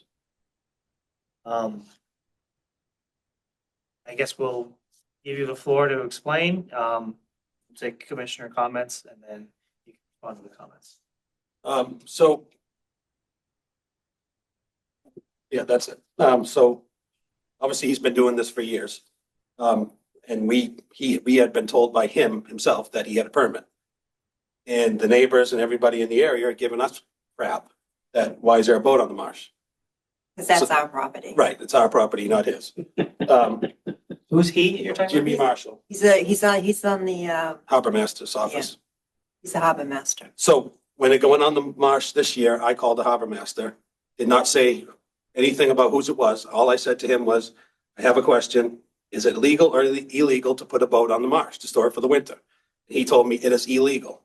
So then I told him whose boat it was and what it was doing. And then all of a sudden everybody's tune changed. Of course. So, I mean, ridiculous. I mean, after listening to what you were talking about, I found this meeting very interesting, and I'm glad I came because I see how you take care of the land here. If you're as fussy to these other people about how they regrow, when that boat comes off the marsh in June, that's when it comes off, maybe the end of May, that's all dead. Okay? We pay $14,000 a year in taxes to live here. It's beautiful. And I'm not complaining. I would pay $20,000 to live there. It's beautiful. But when you have company come and everything is green, but this patch of brown, because that boat has sat there all year and killed the grass. It's not right. And never mind the fact that it's on the marsh, it's on our property. We just want it moved. Did he ask permission to do it? No. He said he's been doing it for 15 years and. So he's not- the story we got from somebody was the harbor master had talked to him. And his answer to him was, I have been doing this for years. I'm not gonna say the word moving it. Yeah. He doesn't even live in Gloucester. Right, he lives in Rockport. And unfortunately, he's not the nicest of people. He's not very approachable. Right. We couldn't go to him and say, Jimmy, geez, could you move that boat? We don't appreciate it being on our property. Never mind the fact that the neighbors around us are complaining to us about it. Yeah. Along with other complaints that his mother lives next door to us and she's chasing geese with golf carts and shooting fireworks at them and. Oh, BB yeah, guns it's a and- nightmare. Yeah. That she's been spoken to already and they just don't do anything. And it's kind of getting old. Yeah. Okay. We'll take commissioner comments. We want to go around? Before Commissioner comments, I just had one other question. I noticed in some of the aerials over the years, there's also a float. That's not us. Yeah. You know who's that? It's actually the next door neighbors who you have been in front of you to put a dock in Okay. at 93. Okay. That is actually not on there right now. It's still in the water. It's getting taken out by Brett Ramsey to have work done. So that's not even on the marsh. We do have a condition on that one. Yeah. That they have to store that in the upland. Yeah. Yeah. That won't be there anymore. So if he just is not made to move this boat, what's to say we don't fill up that marsh with other boats and charge rent? Because if what's good for him being a city, whatever, why can't we put more boats down there? I know it's wrong, and I know in my own mind it's wrong, but who's to stop me when he can get away with it? We would be, yes, as the ones with jurisdiction over the wetland area. So can I ask you a flat out question? Is what he's doing wrong? He can't do that without permission.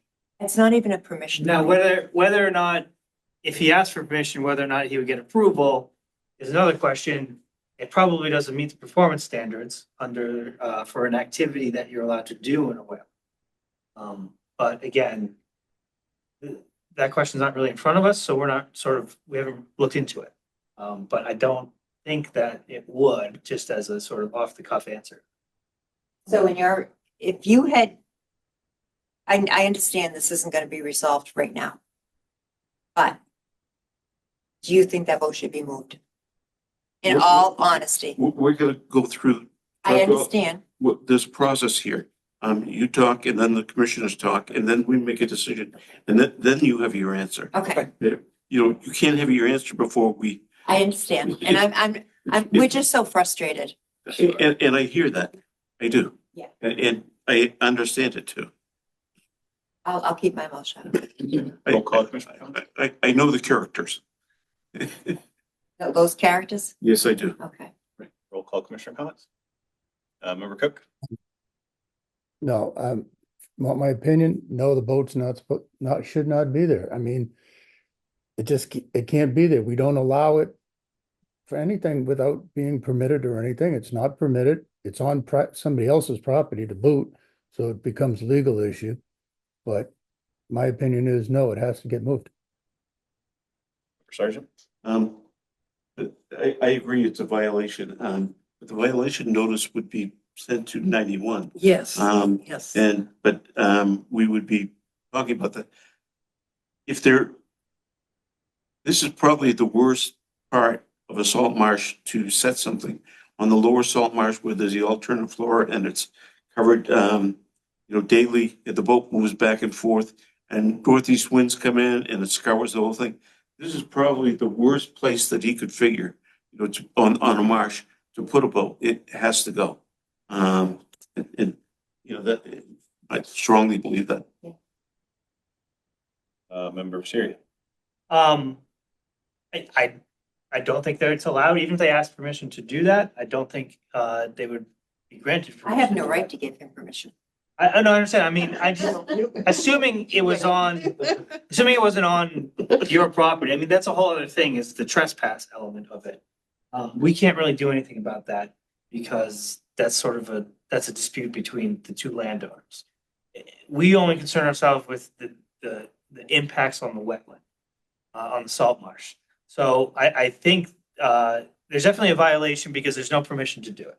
All right. So even without even looking at what is the impact on the salt marsh, nobody asked permission to do this, and it's clearly something that's in and affecting the salt marsh. So it's clearly something that needed our authority or permission or approval in order to make use of that activity. So I think there's a violation just on that grounds alone. I guess we got to figure out how we deal with that because it is on your property and it's it's wetland resources on your property that you have to deal with. So, but What about an enforcement order against the owner? I mean, Can we issue an enforcement order against the owner and require him to remove it from the salt marsh?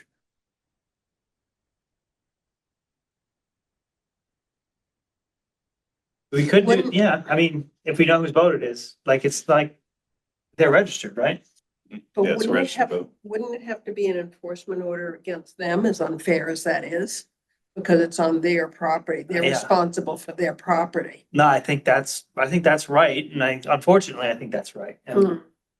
Chuck, do you think it might be worthwhile checking with legal counsel? I'll check with legal, also check with the circuit rider. I agree. I think most instances, the enforcement goes to the property owner where the action is.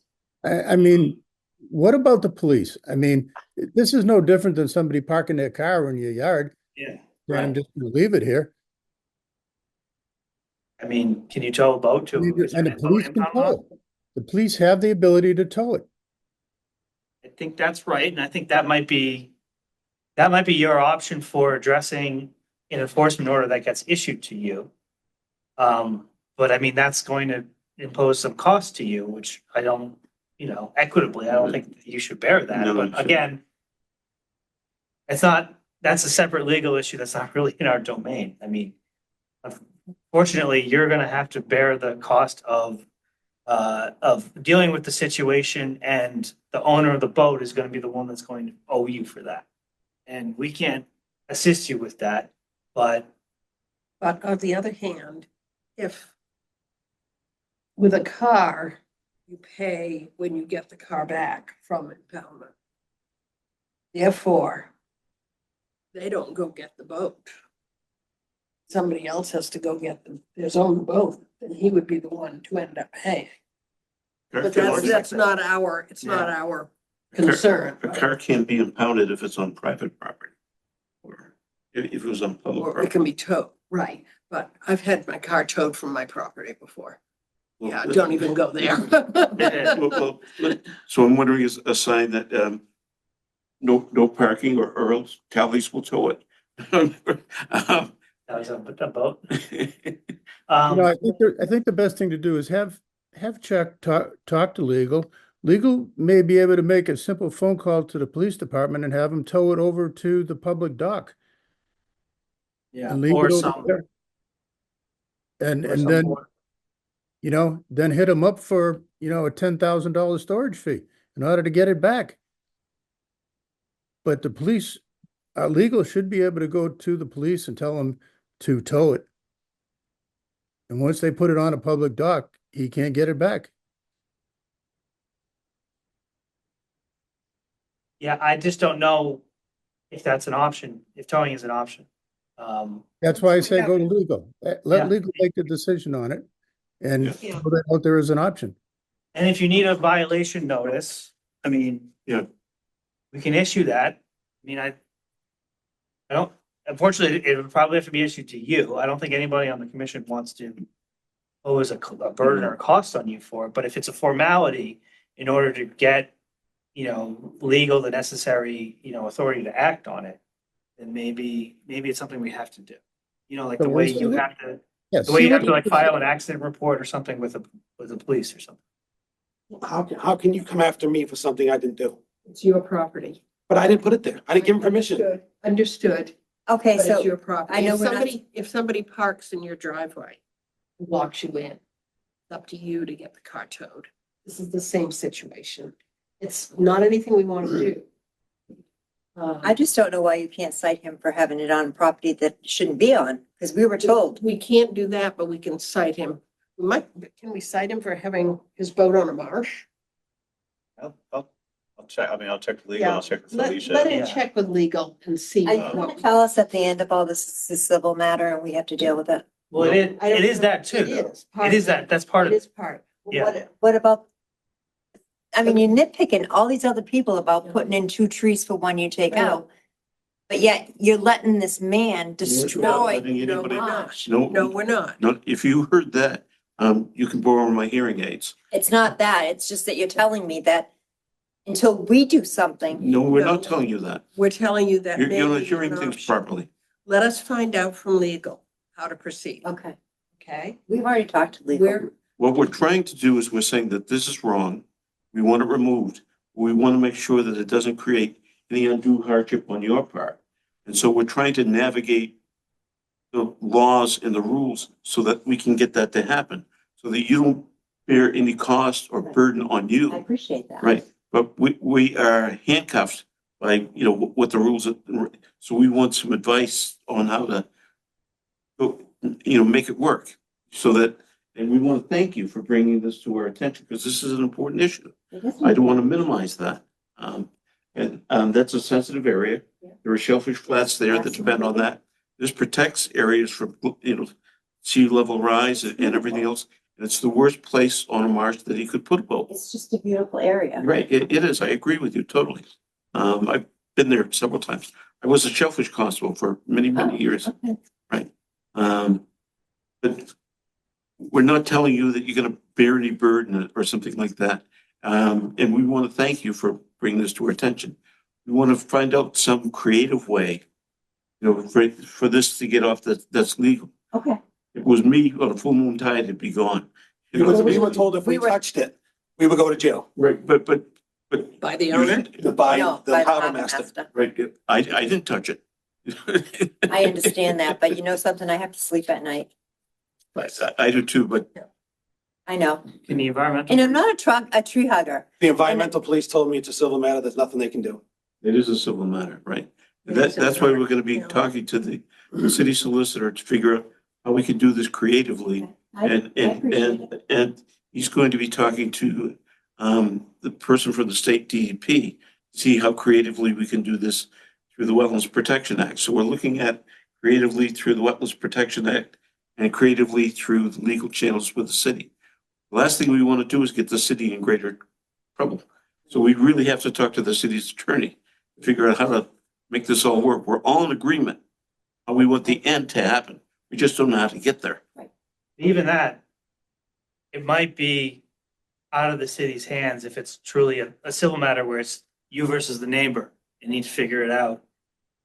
You know, file a lawsuit, ask for an injunction, something like that. I mean, we can't really do that. And if the city comes back and says, like the harbor master or the environmental police said, you know, there's no ordinance that says you can't illegally park a boat or something. You know, like if you park a car somewhere you're not supposed to park a car, you're violating some sort of city ordinance, and that's what gives the city or the police the power to tow your vehicle.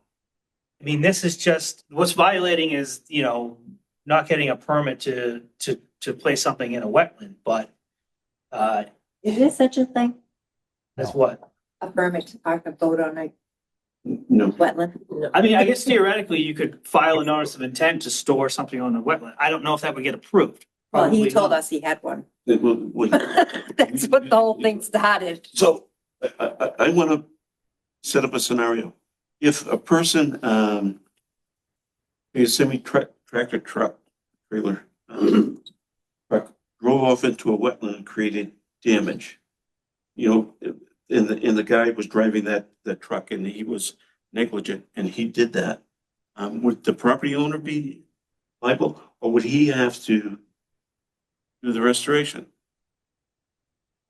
I mean, didn't we have this where the water line on Atlantic Avenue broken? So we went after, I mean, it was on city property, right? But we said it was basically the contractor who was responsible for doing the cleanup. And that ended up settling civilly between the city, and they gave it back to the city as the landowner to basically deal with. But I think in your case, what you just described, I think, first of all, it has to be pursued as a civil matter. First, And secondly, I think the offending party would end up paying for restoration arranged by the property owner. I wouldn't want him putting on my property. So that would be the way I would think that would be resolved. this is very similar to, you know, say a tractor trailer, you know, went in and destroyed, you know, endangered species, you know, and stuff like that into a wetland. How do you enforce that? First of all, I think, I'm sorry, I'm racing ahead a little. I think nobody has applied for permission to put the boat on the marsh. No. Therefore, nobody has denied it or said yes to it. And I think what we may have to do first is issue an enforcement order saying that this is not legal. That gives them something to go on and say, you know, you can't do this. Concom says it's illegal. And that may be the first step while you're Well- concomitant to talking. So That's the first step. you gave me that, and then I went over to them and said, hey, this is what I got from them. It needs to go. And then they refuse. Then what? Well, that's what we're trying to find Yeah. out from Okay. legal and. But yeah, I think step one for you would be, even to support you in a civil matter, would be, hey, because of your actions, I have the Conservation Commission issuing me an enforcement. So you need to like demonstrate that jeopardy that you're in because of those actions right now. Because right now, you know, he's trespassing on your property, but you're not seeing any consequences, legal consequences from it at the moment. You just don't like it and you want it gone. But there's not potential, you know, it's not putting you in legal jeopardy. Whereas an enforcement order, you could point to that and say, I have a legal obligation to remove this property, and you're the one who's causing it. So my claims are against you in order to do it. And you can, so it's sort of like a preliminary step that sort of gets you through that door. I think we could probably also look to the boat registration, find out where that address is, and send an enforcement order there, because we can identify that it's his boat that's causing the harm, and then issue an enforcement order for him to move it. Well, And before we do that, I'd like to have check with the circuit rider yeah, and check with legal to see if there's other creative ways of, yeah. making this work, so that there's no burden on these nice people who really care. And it's on the offender. Then my second thing is, and I know this probably has nothing to do with you, how can a person work for the city who's doing something this illegal? How does he not lose his job? Don't go there with me. So I had an issue with my boat. I had a boat years and years ago. I had an issue with it. So one day I had to go on the marsh because if it didn't, it was going to sink. So I put it on the marsh. He came to me and told me, you cannot put that there. That's what's fun. So that, but then he goes and does it. I know. So how does that right? You know why? That is Taking right. room for his spot coming up. And my next door neighbor on the other side of the street came and towed it out of there like 2 days. So not like it stayed, but I had to do something or I was going to have to pay fines because it sank. So I want to thank you for bringing this up to us, though. Have you talked to your city councilor? I've talked to Sean Nolan. Your city councilor? Yes. I've also called the mayor's office, get no answers. No, this is where you do, this isn't under the city council's purview. Wow. It really isn't. I mean, if the harbor master is saying they can't do anything about it, but they really should be obligated to do it. If there is, I don't know the answer if they're obligated to do it. If there's some sort of city rule or something Chris that's has been wonderful. refusing to do it, that is something that I think needs to be brought up with city council or the mayor's office. Was it this harbor master? that- Yes. When I called, it was Chris. And he's And wonderful. I didn't say anything about who, like I said, whose boat it was. And he told me it's illegal. So right then and there it tells me he should be able to tell the guy who works for him, you need to move that. You're breaking the There law. was one harbor master that threatened you. Him. Was Chris? He told her when she called that if we were to go down there and unhook it or float it away, we would go to jail. He For said he destruction of just- property. Yes, I mean, the law does not look kindly on self-help in general. I I'm just saying, understand. yeah, But Which like is I why said- it's not touched yet. right. I understand that. And it's probably a wise decision on your part in order to not just Because push we've it had off in the some, river. we've had some great tides that we've been tempted, believe me. The tides have been beautiful. I'm sure. And we're very proud to live there. Believe me, it's a privilege to live on the river and it's a privilege to live on the water in Gloucester. And it's heartbreaking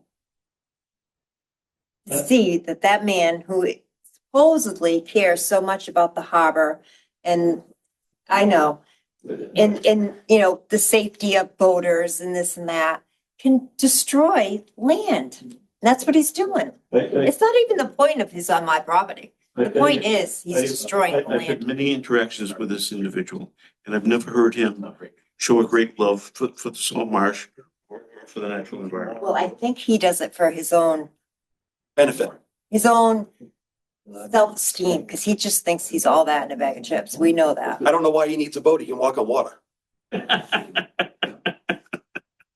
And poor Chuck, I'm sorry, Chuck, I've tortured him.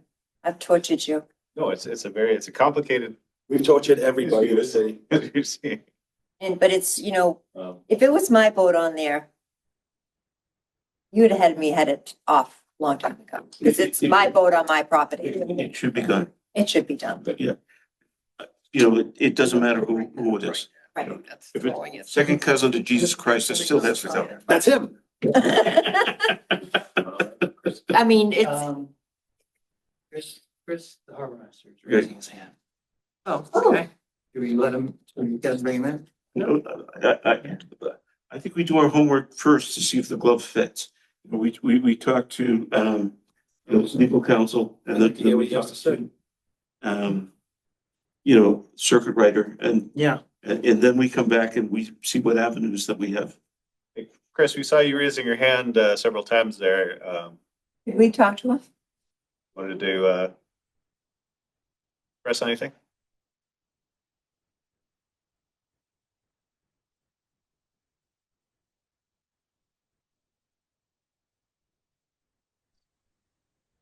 Can you hear me? Yes. Hello? Yeah. Hello? We can hear How you. you doing? How you doing? Chris Lucido, Harbor Master, City of Gloucester. I just want to make one comment. I've been watching um, the proceedings, and I just want to let you know that I never said you'll go to jail if you cut the boat loose. I told you it was illegal. That's all I wanted to say. Okay, thank you. Thank you. Same thing. So let us pursue this with the legal department and this representative from DEP. We're gonna try to help you. How, can I expect a phone call? I mean, Suzanne's a little tough to. I You mean, can I'll- always check in with Chuck to see if I know, he's. but I feel like I tortured that poor man. part of my job. Do we- Nice for them. do we need to vote on issuing enforcement orders? I mean, I guess we could, and we, Or notice of violations? Or do we want to talk to Suzanne first? Well, I think, I mean, I'd like to talk to legal first. I'm sorry? I'd like to talk to legal first. I mean, they may be able to make a couple phone calls and make the whole situation go away. Once they know that, the city's legal department is involved. If legal's, isn't able to make it go away quickly, and they tell us to do an enforcement order, let's do it. I'm inclined to agree with Bill. I don't want to issue an enforcement order and have something happen that make you two go off the deep end and go marching over to the owner of the boat and just get into all kinds of problems. So I'd rather sit on it until we hear from Lee. have you contacted or consulted with your own attorney? You might want to consider that. That would cost them some money and Yeah, Why should it cost, I just don't understand how it should cost me money for something I didn't do. I understand. I agree. Let us talk with legal. I agree, we agree with you. I mean, you shouldn't have to bear the cost of somebody trespassing on your land and. Okay, so I have one question for you. If this does not get resolved before spring, okay, which doesn't look like it's gonna. So he's gonna get this whole winter on that marsh. If we put up no trespassing signs on that marsh, does that cover us for him not putting it there? we'll tell you what the city solicitor says. Yeah, let us. We can't give you pursue legal advice. Let us pursue But it. we can contact somebody who can give you legal advice and it won't cost you a dime. And that's what we want to do. Thank you. So if it doesn't get moved and I don't get a lawyer called, am I gonna get in trouble for it? What you're doing is you're looking 3 or 4 steps down the road. We're doing one step at a time. It's a linear process. And we're trying to get, we all agree what we want to get to, all right? We don't want you to get in trouble and we want him to remove that and we want the salt marsh to recover. We all agree on that. It's just how to get there and we want to make sure that we do that legally so that we don't end up in jail. Right, because he could come back on us, Or or you. well, I don't care if he comes back on me, quite frankly. You know, I don't mind at all. Well, we've all been in court. Yep, we have. I've had 12 Superior Court decisions that I've been involved in, being a volunteer for the city, so.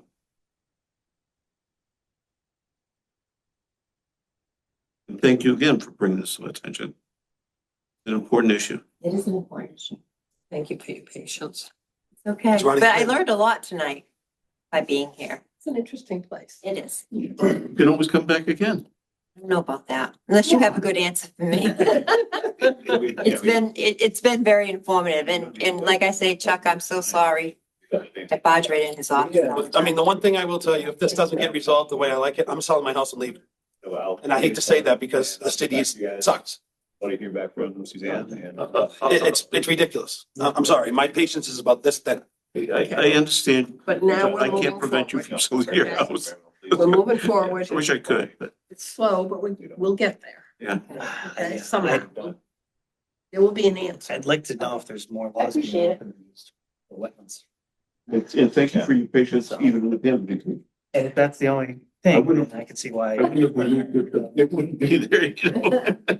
Believe me. Well, he was down there last weekend doing something with it, and then puts his thumbs up and points at us like, you know, haha. Yeah, that's what he does. A motion to adjourn? No moved. Can I ask you, speaking of lawsuits and Superior Court, anything happen on, our friend out at, the end of Winter Sheik? Yes, 137. I need to follow up with Suzanne, that one as well, because they have indicated they plan to appeal the decision Thank you. that upheld. So we'll wait to hear from you before we. Do not hesitate to check in. We still. I know. I feel like, Please, your worst nightmare. I know, it seems to be coming. in please runs. bug us. Please be persistent and bug us. Please. How can we get a hold of you? Just do that regularly, get the email. He's the one holding. Right, and I don't mind if you get in touch with me Yeah. personally, I'd like to check about that. Thank you. We'll just end up calling Chuck. And Katie is a doll. I have to agree with the man on the TV. Thank you. you. Good night. So, So yeah, I did follow up with her because she was, I think, wanting to come in, and yeah, I need to talk with her. She might come in, at maybe the next meeting or so and kind of and talk to us about that one? see about, yeah, I think maybe, because until they, I don't know if they filed an appeal yet, but in the meantime, there's still the decision by the court that they need follow the enforcement order. So it may require the commission saying, hey, That was a while ago though, right? it was, yeah. They only have 30 or 60 days to file an appeal, but all they have to do is file a notice of appeal. It's just like a one-page thing. They don't have to actually file their brief. Actually check if they have filed that. Okay. Um, I'll follow up with Suzanne on that too then. yeah. And- The next step. And would you follow up with City Hall on Rob's letter and have them update the website so Rob doesn't get calls? His number's not on there.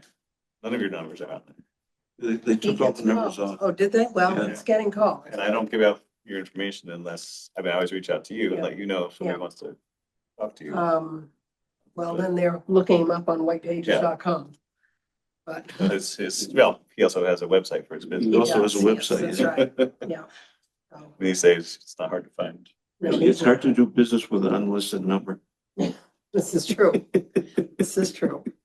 So we had a motion to adjourn. Do we have a second? Second.